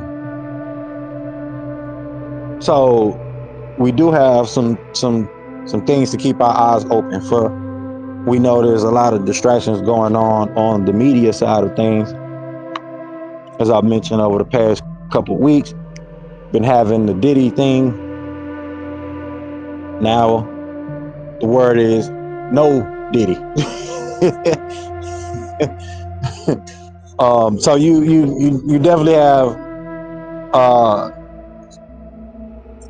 some things going in the background, especially financially, and how things are looking up. I was just recently seeing a news clip. I actually put it in our Telegram group here on Telegram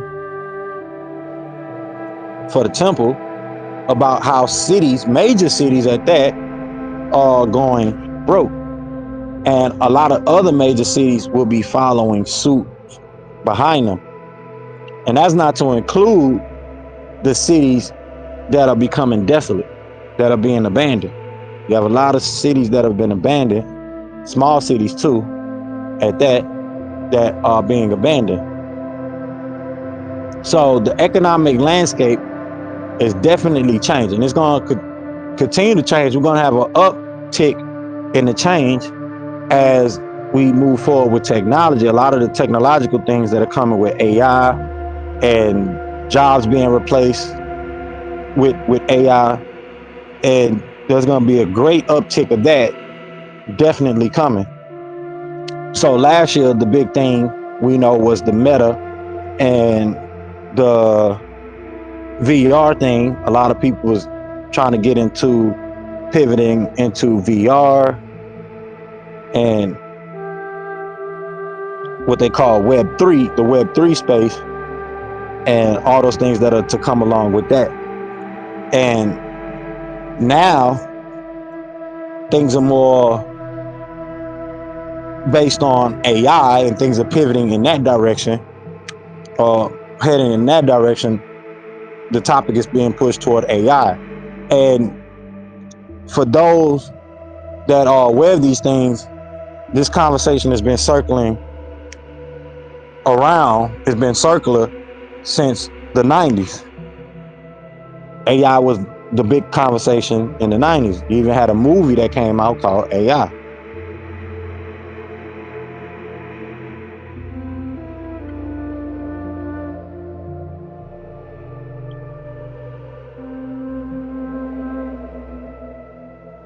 So for us that are aware of these things, especially for me, I know I can speak only for myself on it, as far as anything personal, right? Is for us that have been getting into the knowledge of these things that have been around, your perception broadens from the perception that hasn't acknowledged these things.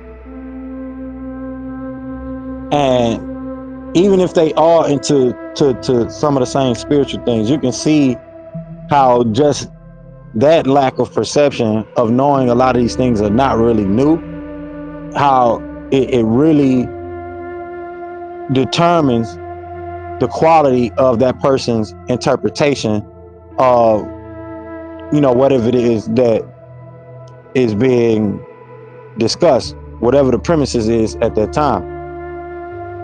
And you really see the quality and impact, the quality of the impact change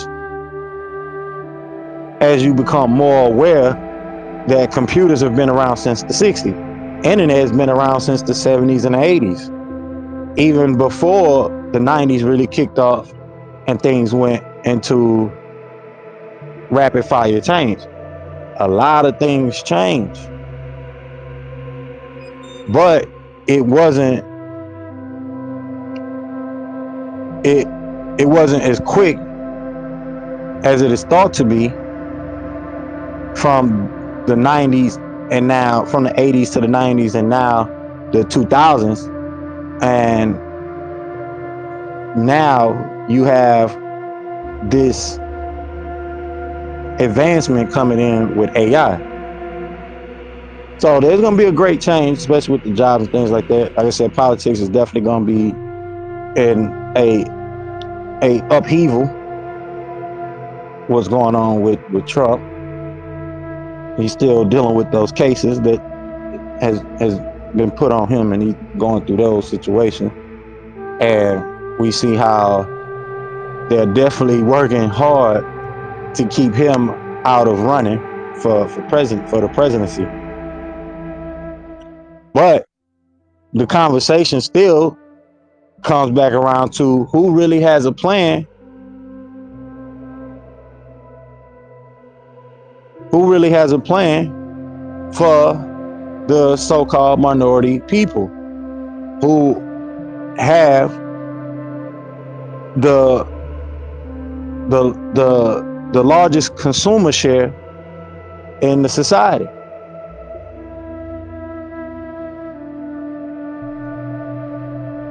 which is kind of funny. The minorities have the largest consumer share, meaning we consume the most, but we're the minority of people,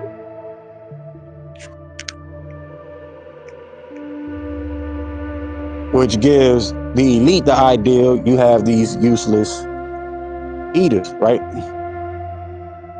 As has been stated many times.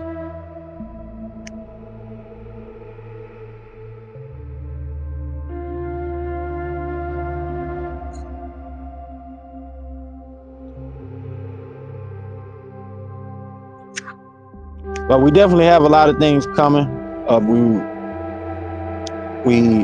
We're going to be getting a new branded website as we continue to grow on YouTube and bring in revenue from there and other sources with our smart contracts and getting our sales team. We have that opportunity available for people that would like to get involved. Just leave a comment, join us on Telegram, reach out. That way we can connect with those that would like to take on the position, the opportunity, and or collaborate and work with us. Interviews. You want me to pop up on one of the skits or something like that? We can definitely do that. But we definitely have more content coming. We will be here continuing every week. We're working on getting our school back online, and we definitely will be continuing on with the keeping on with the continuing on. So with that, I don't know if you want to add anything, Brother Jonathan. If not, we're gonna jump right into our weekly reading of El's Holy Qur'an. We're gonna close it Yeah, out with our I want to literature. add, True Beast. Yeah. I do kind of want to add a few things. Just talking about the moral compass of all these changes that are happening, like with the AI and just like the way that we've been processing based on kind of like a slave ship. You got your carrot on a stick. Your monies and intents of different professions working, and how a lot of the cityscapes are becoming ghost towns because of the changes of technology or the elites organization of capital and there's two sides of a coin. There are two perspectives. You got your consumers, and then you got your orchestration of the happenings. It's like, I think I read something about Elon, letting people go, that work for him after so long, some silly story that, there's some dude working late nights and sleeping in his vehicle and ended up letting go, or something like that. And like, I don't know how much of it's sensationalism or not, but the whole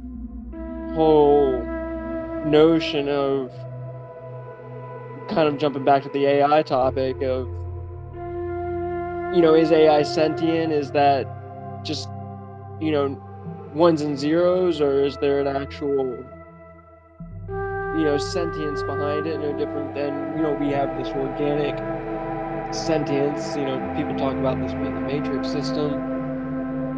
And in that, what is the longevity? Like, I know that, like, right now it's kind of been tiered, like, to where, like, it's not necessarily has access to the web of things. If you ever see the Terminator 3 movie, once it had access to the full web of things, it just, went haywire.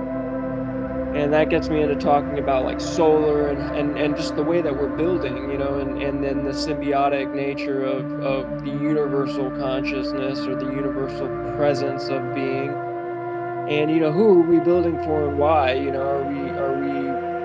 Are we building for the ease? Because sometimes, the ease of a better life. Are we building for the elites? Are we building for the consumers? It's like, what is the purpose, of our whys? And that kind of gets me into the topic of or gets back to the, talking about the pyramids and the I think I've heard different, things being said by Billy Carson about how the pyramids were generators, for energy. And they had different types of batteries back in the day. And there was a whole civilization that, from my research, has been, the time of Atlantis, before there was a great cataclysm. There was a whole united global Atlantis. I look at the world as being that was the Atlantis, as interconnected. And there could have been technologies that were interconnected. And after a cataclysm, I would think that anyone would want to try to build back to that. And then after the aftermath, is if you don't build back to that, then you have different pockets of civilizations that sprout up, still kind of maintaining that region. Like, I look at some of the pyramids as like that area as being kind of taken over, rather than built by, the people's 2000 BC type thing. But I don't know. I mean, I like, the pyramids could be a lot older. The civilization on this planet could be a lot older. And there's like a whole bunch of um conjectures or theories that people can get lost in. And then eventually, the information with the AI, it can also become solidified in one way or another. And um and there's a danger in, population collapse and population overpopulation, population growth, rapid population growth. There's two types of dangers there. I know that, prior to the bird's eye view, prior to the internet, there's been misappropriation of land mass and land ownership, especially since the time of the Civil War, and the even before that, the colonization. I missed the last sermon, so I'll have to pick up on the whole Columbus and all that. But um I don't know, just like food for thought, like just the moral compass. Like, I'm someone who really gets into these deep types of thought, because I've had my own fair share of being saved by the medical industry at birth, and having to, for myself, just process, are these people just working for a paycheck, or is there any sense of, warranty or care after the fact? And knowing that these things still go on, and people get into accidents, and there's these whole insurance and doctors and hospitals patting each other on the back without really a sense of care for the consumer. And the consumer is just those eaters, and they're meant to just basically just be batteries for the police and batteries for the governments. And it's like, how do you proceed forward in the right light when it comes to truth, when you have it to where, like, the future is just asking a question to AI, and it'll give you an answer of what happened, whether that's true or not, just because it's just a bunch of compiled information that's the most agreed upon, the most liked, and it's the most approved view. And so, sometimes I look at like the future as almost being better if you can take the longer road, and there's certain good things that can be weeded out because of the rapid pace of information and the rapid knowledge at our fingertips. But once you weed those things out, then you have like this what is it, like, I think I saw this meme earlier today or yesterday about how, like, where did all the bee pollinators go? And it's like, well, look at the neighborhoods, and it's just these houses with lawns on them, and there's no diversity there. There's no dynamics. It's just these, houses, cookie cutter houses type thing. Ticky tacky. It's like, and so I guess it's just like, I just wanted to share that because it's something that maybe will give placement to anyone who's listening, how to put a little bit more effort into thinking and critical thinking, and how to be involved, like, in being the change we wish to see in the world, and helping others to do the same, rather than just waiting for AI to fix things, and just to think that, to use AI without really looking at, is that a sentient being, and should we be trying to maybe get away from AI as a future, and having it to where people have a little bit more ability to get their hands dirty, but not to discredit the capabilities of robotics or the capabilities of technology in and of itself. I think that there's a few business models that people are doing things by hand based on these profit margins, no different than the hospitals, doing things for paychecks, that I think that if it was micro realized, rather than trying to make millions and millions of dollars off of one type of business model, but to spread that kind of business model out in the use of robotics to where there's micro organization and there's more of it, then you have a little bit more of a security to where there's more dynamics going on, and businesses won't collapse as much, because it's not about the monies as much as in the profits, expecting the useless eaters to be able to consume and buy these things when they're under attack just as much because of that system. It's like, if the best way I can look at it is like, I love music, I love going out to shows, and I love supporting artists. And I've worked 40-hour-a-week jobs, with barely enough monies at times in my life to pay for gas to get to a show, let alone buy a ticket. And the money that the artist is going to make is from me buying a t-shirt, and I can't buy a t-shirt, I can't buy, a sticker, because I don't have any monies, so it's like, how am I able to support people if I don't have the funding to do things? And is my role now just to lay down and let the elite, build the robots, and I'm supposed to, like, I'm not into suicide, and I'm not into murdering people, but is that what they're into? Like, what's going on, Right. And that would be what is considered genocide or fratricide as well. You have other type of sides Yes. that are involved with that. So, and I mean sides like CIDE, right? Like, like in reference to genocide, fratricide, etc. And so that is definitely a factor, and what you're stating is definitely a factor. But that also brings in the concept of meritocracy, as you just mentioned.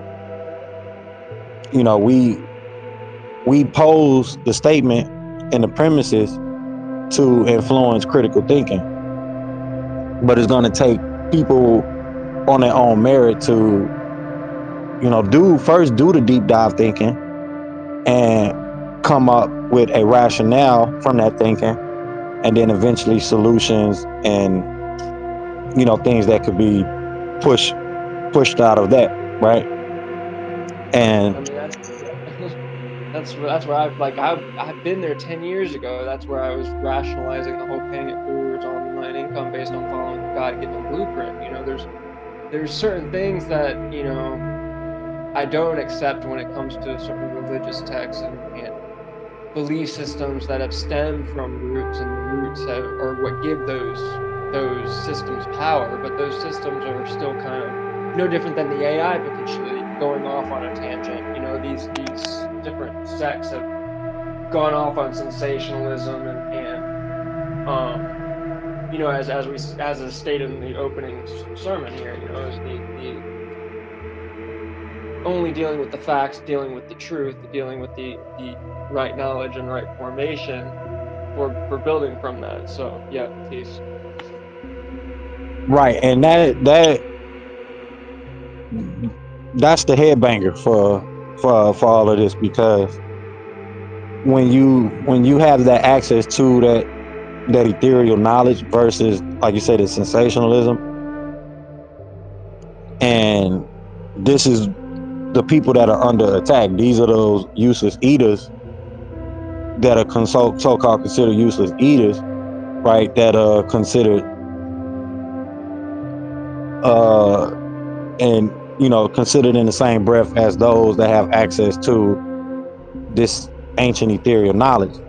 And in actuality, if we look what's been addressed in the records, right, what we've been touching on, you'll see that everybody has access to that cosmic knowledge, that cosmic divinity, because one form of the germ mutated and changed or transformed into another texture of the germ. So everybody has access to that original seed that has all this cosmic access to it, or cosmic knowledge, and has access to it. So everybody has the ability, right? So if we look at that, and we know what the matrix is and all these things in the system, right? The system that we have today is, it's a direct contrast from what we're looking at. It's a whole nother lens. So they're gonna have a lot of the tangents and the dogmas that come out of ancient Christianity, ancient Islam, ancient Buddhism, things like that. But when we get into the record and interpretation of these cultures, faiths, beliefs, and we look at it from the lens of the people who originated this culture, why did they originate the culture and where it came from? And then you start to get into that, and you start seeing that, oh, all of these old ancient cultures are based on, like you was mentioning, right? Not just living for ease, but for being in a symbiosis, a mutual symbiotic relationship with nature itself. Like, this is based on like natural principles versus just dogmatic beliefs and sensationalism. So it's a whole nother world, a whole nother view of looking at things. And 9 times out of 10, right, the view of how people are adapting and being, in this mutual relationship with nature, that's not the thing that is considered the acceptable knowledge. That's not the thing that's considered, what is to be right, the right information. A lot of it is taboo. And what makes it crazy is, we know to express a lie, you got to have a little bit of the truth in it. And so you have those truths, those truthisms that are within the bull crap. But most of our people won't see it, or most people won't see through it because of the hypnosis. And this is essentially what we're addressing is that, that hypnosis, how to break through that hypnosis, what happens after you break through the hypnosis, and what you're going to do to stay out of the hypnosis, right? and build for people that want to get out of that hypnosis. And essentially that puts you up as an individual against the world, against the machine, against you versus, this, you versus that, right? And that's a whole nother psychological, windmill to deal with, because the the true light doesn't send you here to battle the whole world, right? Like we say in our prayer, to clean up the filth made by the West and its non-submitting fools, or to clean up the filth made by the world and its non-submitting fools, right? That's technically not our job to do, to clean up their mess. But the thing is, also in that same breath, with that understanding, is that the things that we have to clean up, and the reason we have to clean up is because it affects us, right? That's like you having a dirty neighbor and his trash is now getting into your yard, right? So now you got to clean that up to keep your little space clean, and or eventually call somebody on your neighbor to come get, hey, get this mess, because now he got his roaches coming over to my house, right? And so that's where the whole meritocracy thing come in, because and we talked about it before. You can look at safety with that duality. At a certain point, you have to protect yourself, but also at the same time, right? We have to have checks and balances, not just within politics, but within our society, to really show that, hey, we have a civilized society. We have a society where you can't just go and steal things from people. You have the opportunity to create what it is that you want, whatever it is that you want to develop. You have that opportunity, right? But when there's an attack against those so-called useless eaters, and oppression and suppression of education, suppression of financial and economic growth, especially like a lot of things you mentioned earlier, which we need to be talking about as a people, is the economic structure. Like, why are we paying for things that are technically necessities, right? Which, if we didn't have to pay for things that are necessities at just the basis, people didn't have to pay for housing, people didn't have to pay to drink water, people didn't have to pay to have basic fruits that they can go and pick up, off a tree or something. These things that should be right there. So Walmart could be, farmers mart, where all of the people in that surrounding area contributes to the market, right? And now you have free food for everybody. And I've seen But then donation boxes too. I mean, I don't see why, there could be a whole organization of people growing greenhouses and just depositing stuff off every once in a while, and maintaining those things. I mean, but with apps, I mean, people with smartphones and apps, I mean, these things could be digitized, and that's where the robotics could come into play. I don't see the need for AI as much. I don't see what the big deal is about it. It's like I look at people as still being more dynamic than what an AI system potentially could do. I think it could potentially cause more harm just because of there's benefits to it. Don't get me wrong. I just think that there's a lot of harm that could come to it if there's no. Where's the middle point? Where's the place to stand here? the checks and balances, right? Where's the checks and balances? But see, that those checks and balances will go back to our economic principles, our eco politics, right? Because the politics is what makes the law. The laws come out of the politics, but the politics is influenced by the economics, the finance, right? That goes into the policies. A lot of the politicians or a lot of the corporatocracy that we know about, they pay to influence politics.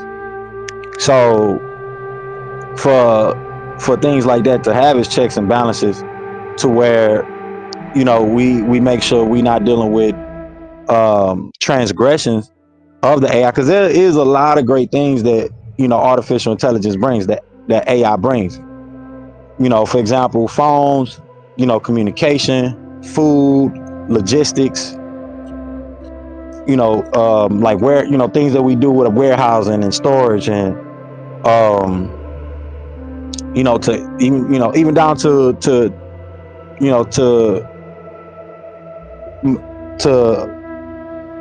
entertainment, right? Even down to entertainment, AI could be used in a positive manner, but the checks and balances would come with enough of us actually having and gaining enough economic power to make those influences.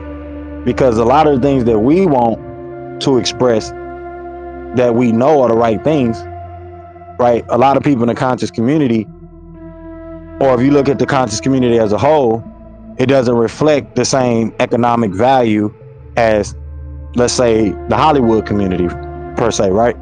It doesn't really have that same economic value within those networks. So this is why I'm constantly saying that the focus has to shift, right? At certain points, you got to take off, your I'm the laid back smart guy, and put on, well, I'm a business mogul, entrepreneur, etc hat. Because if you want to make these things happen, this is where the input is gonna take that economic input to do so. Even if we want to change it in a literary sense, we're still gonna have to have the financial input, to do so. And setting economic examples that does these things, the business models, creating successful business models, or using business models that have already been successful, right? And create a bridge with that. Like I was saying, for example, instead of us having to pay for things that are necessity and basic living, everybody should have access to a basic apartment, right? But then if you want to live in this, extra fancy smancy, house or apartment, then you would have to come out of pocket, right? But everybody should have free access to quality living. That should be free. Healthcare, like other countries, they have access to free quality healthcare. But when you want all the extremities, and you want me to turn your apples into candy apples, right? Then okay, pay me. You bring the apples, I'll turn them into candy apples, and then boom, you pay me for the work that I've done, right? Or work for hire. And the person who actually done the work starts to get more of the economic output coming back their way from the economic input that they actually put in. And this is based on our own natural philosophy of economics, or economics based on natural philosophy, on how nature works itself. Instead of taking from the person that's actually giving the economic input. So this whole outlook, we're gonna have to be influencers, but also influencers from a financial standpoint too as well. People look at your Jamie Dimons and names like that, your big names. They look at them as influencers because what Jamie Dimon did with Bank of America Chase. He grew that company and kept it pretty successful for decades, or for a decade plus. And these are the type of things that we as a people of like-minded nature like us have to get into. so we can bring out more of the knowledge like Billy Carson is attempting to do, but knowing that we have the right knowledge, the right wisdom for the right understanding, and we're getting into more of the objectified view of this knowledge, not the speculative view of, just ancient wisdom and ancient astronauts and all that. No, we're getting into the text, we getting into the calendars, we reading them together, we going over this knowledge together, and we really, diving in. We're not reading from the Emerald Tablets, which is a translation of the Hakka, right, which is the actual writings and the term in the language that it was called by so-called Hermes, right? And we know Hermes and all these other names, they are just they're just mirror versions of that original form of the deity, right? Or that cosmic principle of deity. And we get into the sources. So we'll be able to bring those things out and brand them and put markability marketable content behind it, right? So this is why the conversation is needed to be had, and had from a universal standpoint. All the rhetoric, throw it to the side, because it keeps people from wanting to participate. It keeps people from wanting to state their premises, not necessarily their opinion, but their premises. This is my premises on the matter. This is my uh perception and perception on the matter. And we start to compile those things, and they'll really technically end up meshing with each other. They'll end up being mutual with each other versus, you know, we all parakeeting our own opinions and, clicking into small little groups, clicking up into small little groups, and really not being able to make a major or massive influence. And that's the cycle that we've been witnessing, all over and over. And I like some things you pointed out, right? About even if you go back to these ancient times, this is what was happening. Going back to some of the things that we've mentioned, right? With Tahaka and etc. A lot of these individuals, they were continuing on how the living was in the ancient world. And that's one of the things that is also being kept out of our acknowledgement as well. A lot of this information is advanced information or coming from advanced intelligences, advanced beings, and that's solely because the infrastructure is there, right, to put a focus on that level of intelligence, segregate a group within the governmental structure for that high level of intelligence, which is what your ancient pharaohs and ancient chiefs, which is what they would do, or your so-called medicine man and shamans and things of that nature and titles of that nature. This is what these people were dedicated to doing in the community or for the society. Now it is shifted over into whole agencies and intelligences, which that's not a bad thing either, right? But it's not connected to that natural wisdom. It's connected to, or that natural philosophy. It's connected to this, this lens of sensationalism, as you're saying, because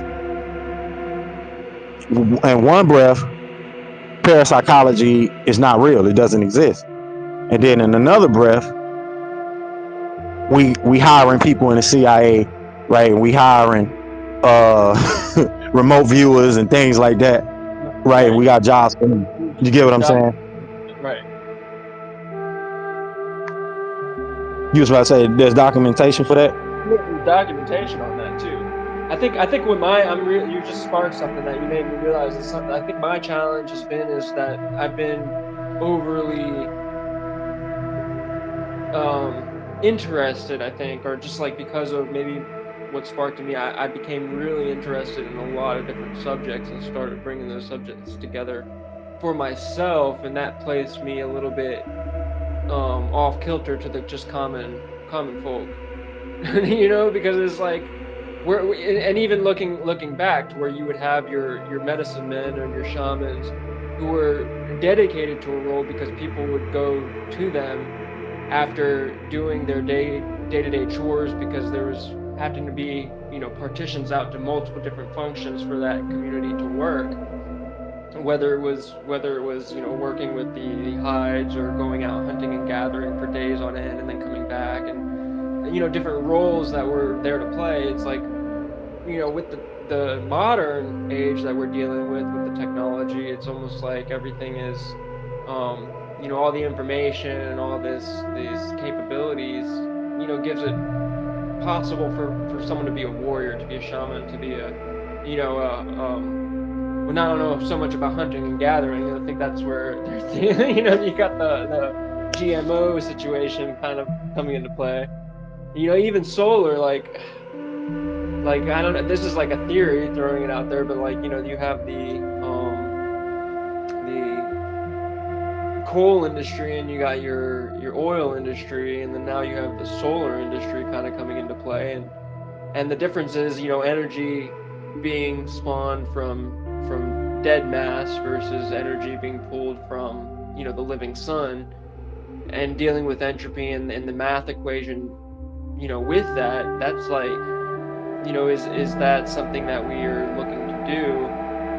You know, I know that there's even unions, what is it, in competition with Elon Musk, but you know, where's the Radio Shacks? Where's we the people's input? You know, there should be a third party there that I don't think is being represented, and it's just kind of people being stuck and being bounced around between the government and the private sector. And I think that's where there needs to be some type of shift or stability for just who is we the peoples anymore, you know?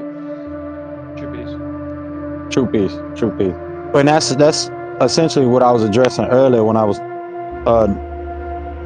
pointing out us as Moorish people, and us all coming from that original seed or that original germ, right? And understanding the responsibility of the Moorish Science Temple of America and the Divine and National Movement. That is the whole point, is to be the bridge between today's modern day church and state. And we only step in from the benevolent side, right? Because we know the church, the state, or the government side is considered the benevolent side, right? And so these are the things that us as the Moorish Science Temple of America should be stepping up to the plate, and bridging that gap between the private sector and things like that, because we're addressing things from the view of Moorish or indigenous science. So that would include free energy systems, you know, ancient indigenous architectural structures from all types, from all over the planet.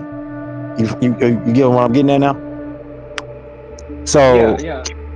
the responsibility is not just, you know, get on YouTube or get on these old platforms and brag about, you know, hey, I'm a Moor and this, that, and the third, and we follow noble. No, that's not the move. The call was to uplift fallen humanity, right? And that's that mass hypnosis that's causing the fall. So that means that we, as Moorish people, have been called for this responsibility, and this is an ancient responsibility. It's an ancient inheritance. It's an ancient project.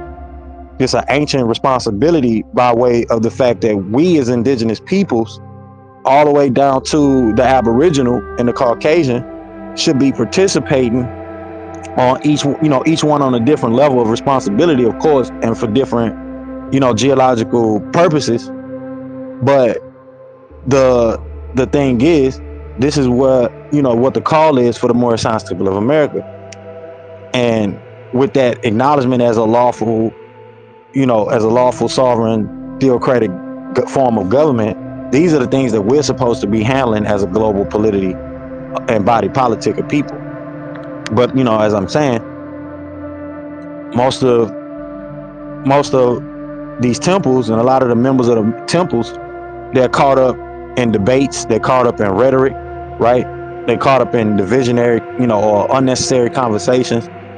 You know, we're not having these conversations that'll bring our people together in a sense with a focus. And if we do come in with the proper focus, we don't put enough energy, or we don't put enough attention and consistency behind it, and we end up turning back to the do for self versus do for others conversation or concept, and you end up with doing for self based on the economic principles of Keynesianism, or key Keynesianism of economics here in America.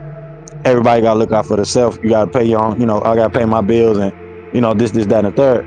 And then, or anything outside of helping each other, right, and living in a communal way of life is considered communism, or it's considered Marxism, or it's considered, this, that, all these other political terms that have a a derogatory view on them, or they get thrown into the derogatory views of those terms. And this is where things get hectic, because now you're on this one man island of perception, when and it's made to look like you're in the wrong, you're crazy, you're this, you're out of whack.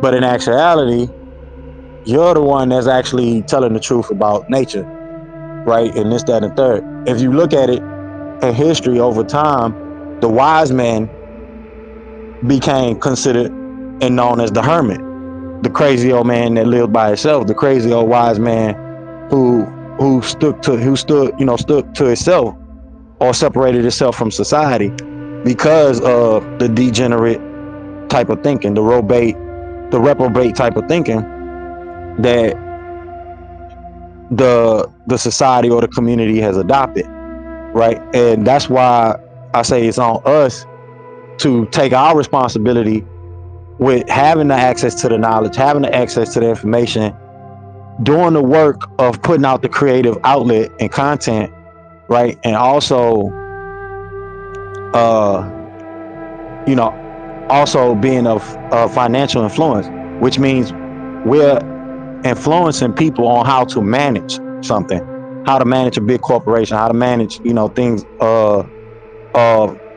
gigantic proportional measurement, when it comes to the influence of people, the influence of a community, the influence of an environment. And when you're talking about products and markets, and not just controlling them but influencing them, the point is not for us to be individual controllers of those markets, but to be influencers of having those markets and maintaining those markets and managing those markets, as people who are responsible, who are taking up the responsibility of maintaining a higher functioning and a higher symbiotic relationship, a higher frequency of symbiotic relationship with divine nature, versus this just low frequency, barely getting by, barely surviving, and we're not thriving with nature. We're not, in this vibrance of feeling and atmosphere and thinking and high level rationality, high level reasoning, right? That that And I know all that about omit it. through the community. I've been trying to get out of it for years, and it seems that people want to keep one another like crabs in it. So I don't know. Yeah, but the thing is, like I say, then that goes back to the conversation. There's you versus machine. You versus this, you versus that, right? And you get back right. That's the example right there. That's of what I was saying. You get right back into you versus uh the machine, you versus this concept, you versus that concept, versus us versus them. You get what I'm saying?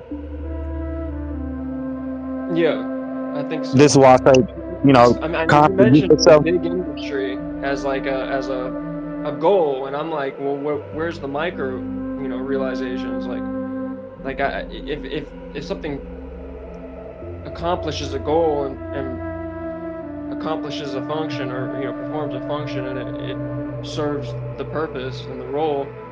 If micro care is able to do it better than these big conglomerates, then why not do micro care? the only issue with hemp is supply and demand issue to, convert that hemp into the type of whatever you need for 3D printers to work and to make toothbrushes or whatever it is that you want to be able to make.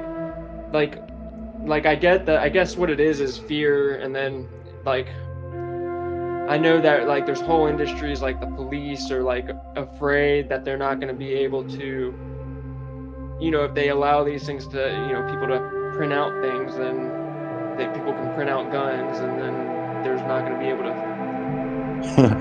where the bullets come from, and so that there's a whole because there's whole jobs that are based on BS in and of itself, and people think that they have like a real job or something. It's like I don't know. It's like I guess that's You're where right it gets about back to.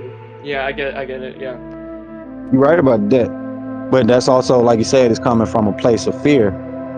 And, you're going to have that, and that's the fear of self-destruction within our society.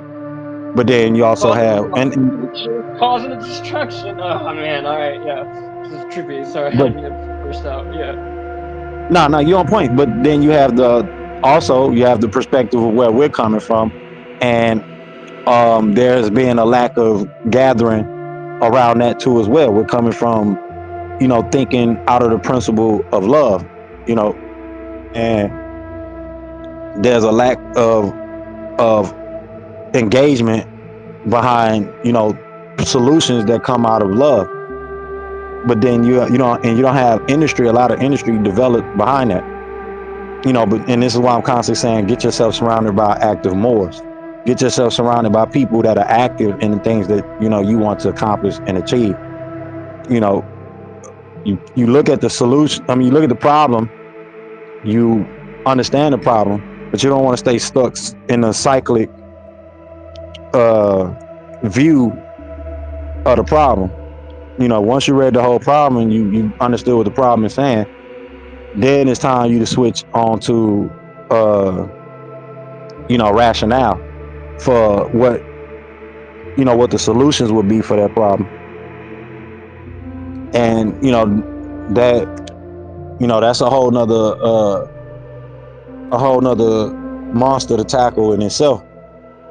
For example, like you were saying with the police thing, them printing guns, and a lot of that has already been going on. But this is what I mean by taking up that responsibility. Because go ahead. It is what it is. It's like, but no different than the newscasters. You have people who are getting paid $60,000 a year to cast the news. I haven't seen television in forever, but I guess there's still people getting paid paychecks as a business. And it's like I just use the app and let the smartphone do all the work. It's like all the AI or whatever is doing its thing. It's like I don't pay attention to people still getting paychecks. And it's like, how is that right that there's just these few types of businesses out there where people get paid paychecks, and then the rest of us are, I don't know, SOL or something. I don't know. It's weird. Right. And that's not necessarily the case, because the thing is, you have 24 hours and 100% opportunity to create your own form of income. You know what I'm saying? That's the thing behind entrepreneurship and capitalism, natural capitalism, not this perverted form of it, or parasitic form of it, but just natural capitalism. If it's an apple on a tree and you growing an apple tree, wherever you growing it, them your apples, you go pick them up wherever you want. You know what I'm saying? However you want. But that's another a point, creating jobs in things like that. You create jobs by the fact that you work on whatever it is that is going to bring you that economic output. You know what I'm saying? And you can choose to do things to where you have a middleman in between that output, or you can choose to do things that have the output come directly to you. Especially in this day and time with all the technology that we have, is really no excuse, because you have You got little kids out here just making videos. You got people that's just making videos and they getting paid to post their videos, right? So there's opportunity to, do whatever. You got people that used to take lemons back in the day from wherever they'll get the lemons from,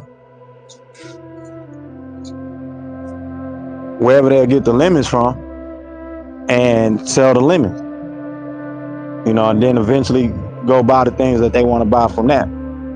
So there's, if no one's got jobs, there's always going to be technically jobs, because you always have the 100% opportunity at all times to be, so-called self-employed, which you shouldn't be calling yourself on paper. You're trying to get funding or credit for your business, but at the same time, you still technically work for yourself.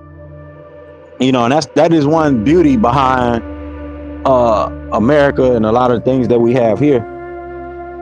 So you do have that, and this is the whole point of saying us versus them, because once you understand the principles that go into meritocracy, that is always there. And that's why I say you end up back with that personal perception of us versus them, or me versus the world, me versus the machine. And once you get into that,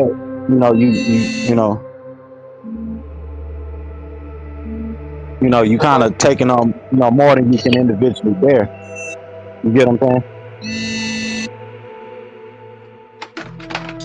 So you want to be going more into nature versus biology, nature versus machine, things like that, to really get into the symbiotic understanding. That's really gonna take you deeper into the symbiotic thing.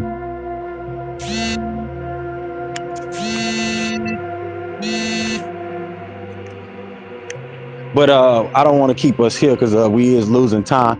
I do want to jump into El's Holy Qur'an. We did real quick, and then we're gonna close out with the mandatory literature. We're gonna close it out for tonight. I appreciate you, brother Jonathan, for all the input, for all the contributions. And let's jump into our weekly reading of El's Holy Qur'an for this week. I want to say thank you also, because most people don't have an outlet to talk about these things. Most people are just yelling at their screens at this point, based on the way things are. And we have these credit score systems, and it's just like people are in this free range kind of chicken cage type thing, and it ain't necessarily. I think that's where things are. That's where the roots of why things are starting to decay, because as people think that you can outsource, you can automate things to such a degree that you neglect the actual human spirit, and and the love that is what makes us who we are, what we are as being what it means to be alive. Thank you. That's right. Yeah, Islam. I mean, you rather focus on the positive than we focus on all the negative.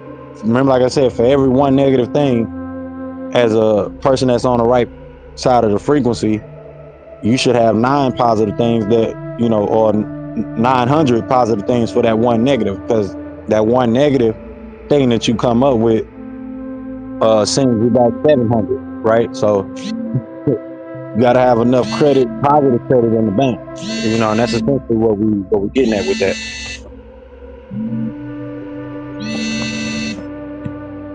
All right, so we're gonna get into our weekly reading, and then we're gonna close it out with our mandatory literature from the Prophet.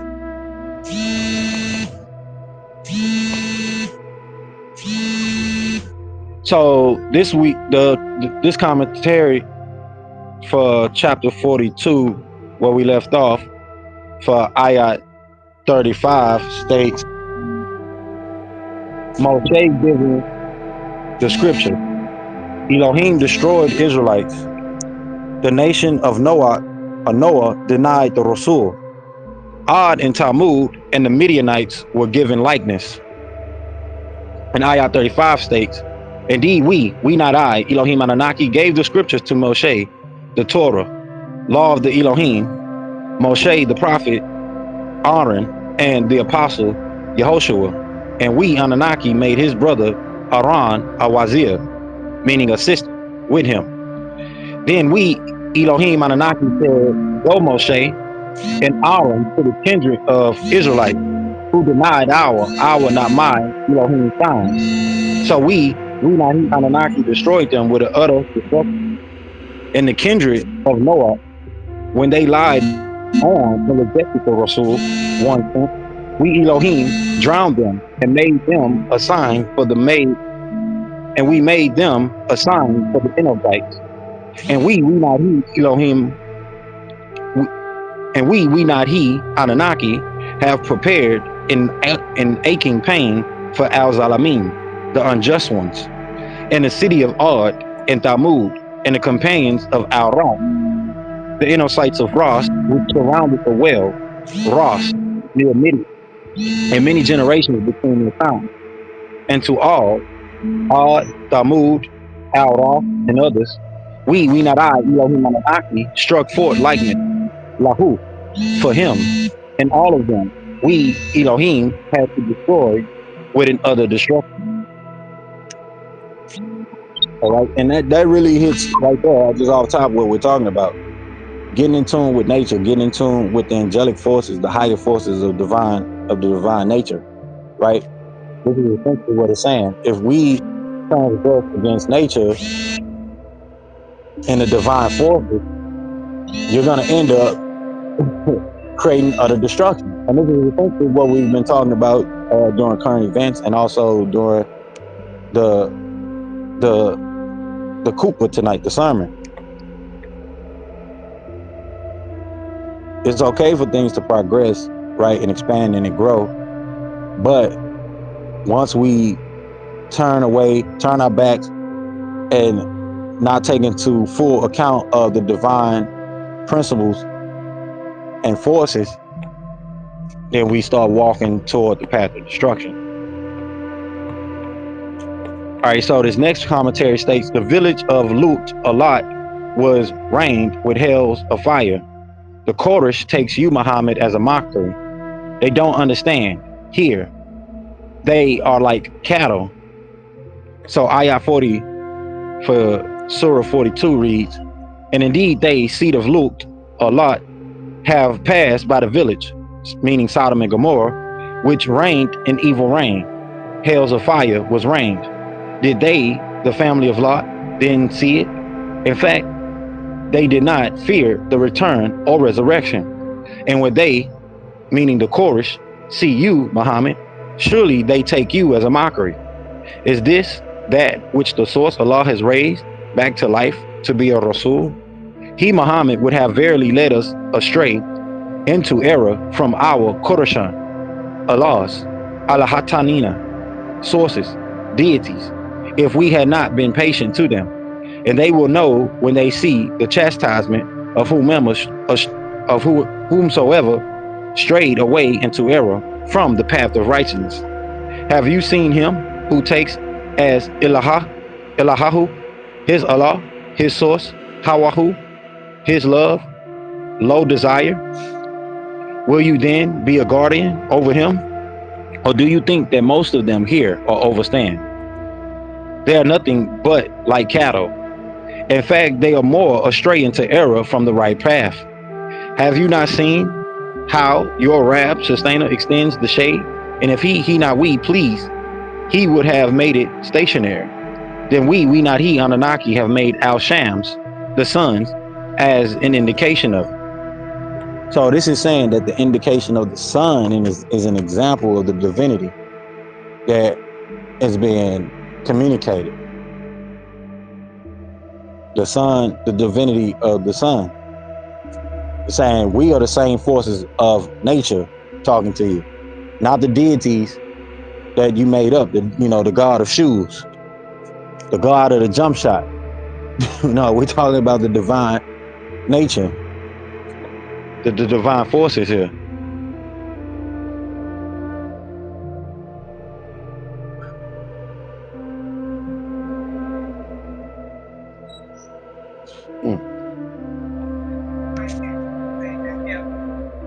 Talking about the divine force.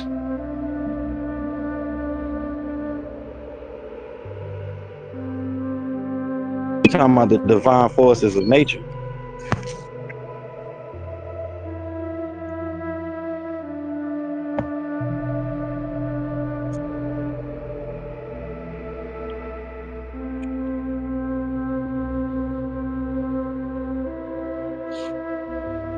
So we're gonna read this last section. We're gonna close it out for tonight. This commentary states, the Anunnaki take the scene gradually. Yahuwah sent the winds as bearers of good news. Elohim sent down water for creation of cattle and inosites. If Elohim please, they will send a Nasir to every village. So Ayat 46 states, then we not he, Elohim Anunnaki, take it, the scene unto us, not mine, taking it easily or gradually, and he or who made for you the Lelah, shadow hour period as a covering, and sleep as a resting. And we, not he, made Al Nahar the daytime as a day of resurrection. And he not we, Yahuwah, Yahweh, is who sent Al Rih, the winds, as bearers of good news between the hand of Ramatahi, his yielding mercy, and we not he, Elohim Anunnaki, sent down from the skies to Horuan, pure water, in order that we not he, Elohim, may give life by it, the rain, to the dead land, and to give it as a drink for that which we not he, Kulak, created, cattle and inosites of large quantity. And indeed we, Elohim Anunnaki, cause it, the water, to flow by different channels between them, that they may remember. But most of the inosites refuse to give anything save ingratitude, concealing that which they know to be the facts. And we, Elohim Anunnaki, had pleased. And if we, Elohim Anunnaki, had pleased, we, Anunnaki, verily would have raised up or back to life a Nazir, warner, fee, and Kuli, every Karatin village. So don't obey al-Kafarim, those who conceal that which they know to be facts, and strive against them with a great striving. So we're going to pick up from there because we short on time, but we definitely had a great build for current event. And as you know, as it happens every week, the message that the text that we read from the El's Holy Qur'an, it lines up with what we're stating and what we're talking about, because we're talking about the divine forces of nature, divine nature, and those principles, right? Those natural forces, of nature. And when they sending someone, a Rasul, right, that understands these natural principles, at least to the best of their abilities at that particular time, especially the natural philosophy that goes back to the ancient ones, as it constantly repeats, this is information that has been given to you over and over and over again. And a lot of our people now consider that the struggle, and that's not the struggle. That's understanding why this particular society in the past made a mistake, and they inherited the knowledge. They had access to the knowledge. They had someone sent to them to get them linked back up with that ethereal connection to the right knowledge, the right wisdom, for the right understanding.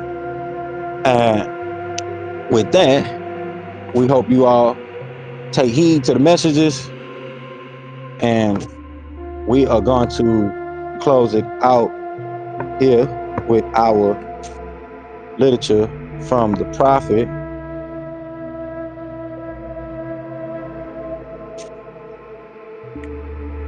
And hope you all enjoy your weekend. So we're going to go over our mandatory messages from the prophet, and we're going to close it out with our prayer.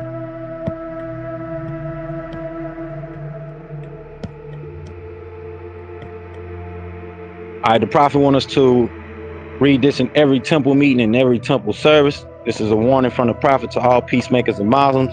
The prophet states, I hereby inform all members that they must end all radical speeches while at work, in their homes, or on the streets. We're for peace and not destruction. Stop flashing your card to Europeans. It causes confusion. Remember, your card is for your salvation. Failure to obey these orders will be of severe consequence. We're for love, true peace, freedom, and justice. And when these principles are violated, justice must then take its course.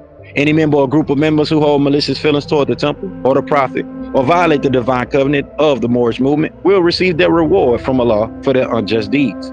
All true Moors will and must obey the law as laid down to them by their prophet. If they lose confidence in their prophet, they should turn in their card and button, cease wearing their turban and fez, and return to the state where I, the prophet, found you. This is a holy and divine movement founded by the prophet Zabuwr Ali, and if the prophet is not right, the temple is not right. The prophet therefore is sending out the divine plea to all Moorish Americans that they do their part in protecting their prophet and the temple. This is an everlasting movement founded by the prophet through the will of Allah to redeem his people from their sinful ways. True peace, Zabuwr Ali. All right, so let's get into this last message from the prophet. We're going to close it out. Tap back in with y'all this Sunday. If not, we'll tap back in next week for Holy Day. And this message is to be proclaimed in every temple meeting and temple service. Islam, the prophet says, I'm glad to know that I have a few faithful Moors among you all, and I desire for them to know the truth and the divine truth. There's a host of jealousy about me and the movement now by the same people of our side of the nation that claim that I was only a joke and unreal. But now, since they have found out from the government officials and the nations of the earth that this is the only sole foundation that all Asiatics must depend upon for their earthly salvation as American citizens, they're working every scheme that they can to disqualify me so they may take charge of the situation. I have notified all these things to you long ago in the past. It is through the faithful Moors that attribute to the movement and uplifting funds. The ones that paid their divine respect to me in the movement will be remembered. That's why I'm calling upon all faithful Moors to increase their faithfulness to me, your prophet, and your divine Moorish movement. I need finance, and I need it badly. Never before have I needed finance so badly as I do at present, so I can shove aside the discord that is facing the nation. It all comes through jealousy because of my fame and nobility. The nations of the world will not recognize the movement without me, the prophet, being head. It has been proven by my works, which I have performed in the past few years. Prophet Zabuwr Ali. And with that, we're going to close it out with our Moorish prayer. Any last contributions? You want to make any last contributions, Noble, before we close out? If not, we're going to close out with the prayer. And we're going to call it a night. Thank you. No, thank you. True peace, true peace. I want to give honors to the divine creator. I want to give honors to the prophet. I want to give honors to those that came before the prophet. I want to give honors to those that came after the prophet. I want to give honors to all those that came through, stopped through, stuck around with us tonight. I want to give honors to those that are active Moors, especially. Get yourself surrounded by some active Moors. I want to give honors to all things indigenous and all things Moorish. With that, we're going to jump right into our Moorish prayer. All rise, facing the east, feet at a 45-degree angle. I know how it goes, 5 fingers up, 2 fingers up, facing the east. Allah, the Father of the universe, the Father of love, truth, peace, freedom, and justice. Allah is my protector, my guide, and my salvation, by night and by day, through his holy prophet, Zabuwr Ali. Amen. And with that, I will see y'all next week. True peace. Wadu.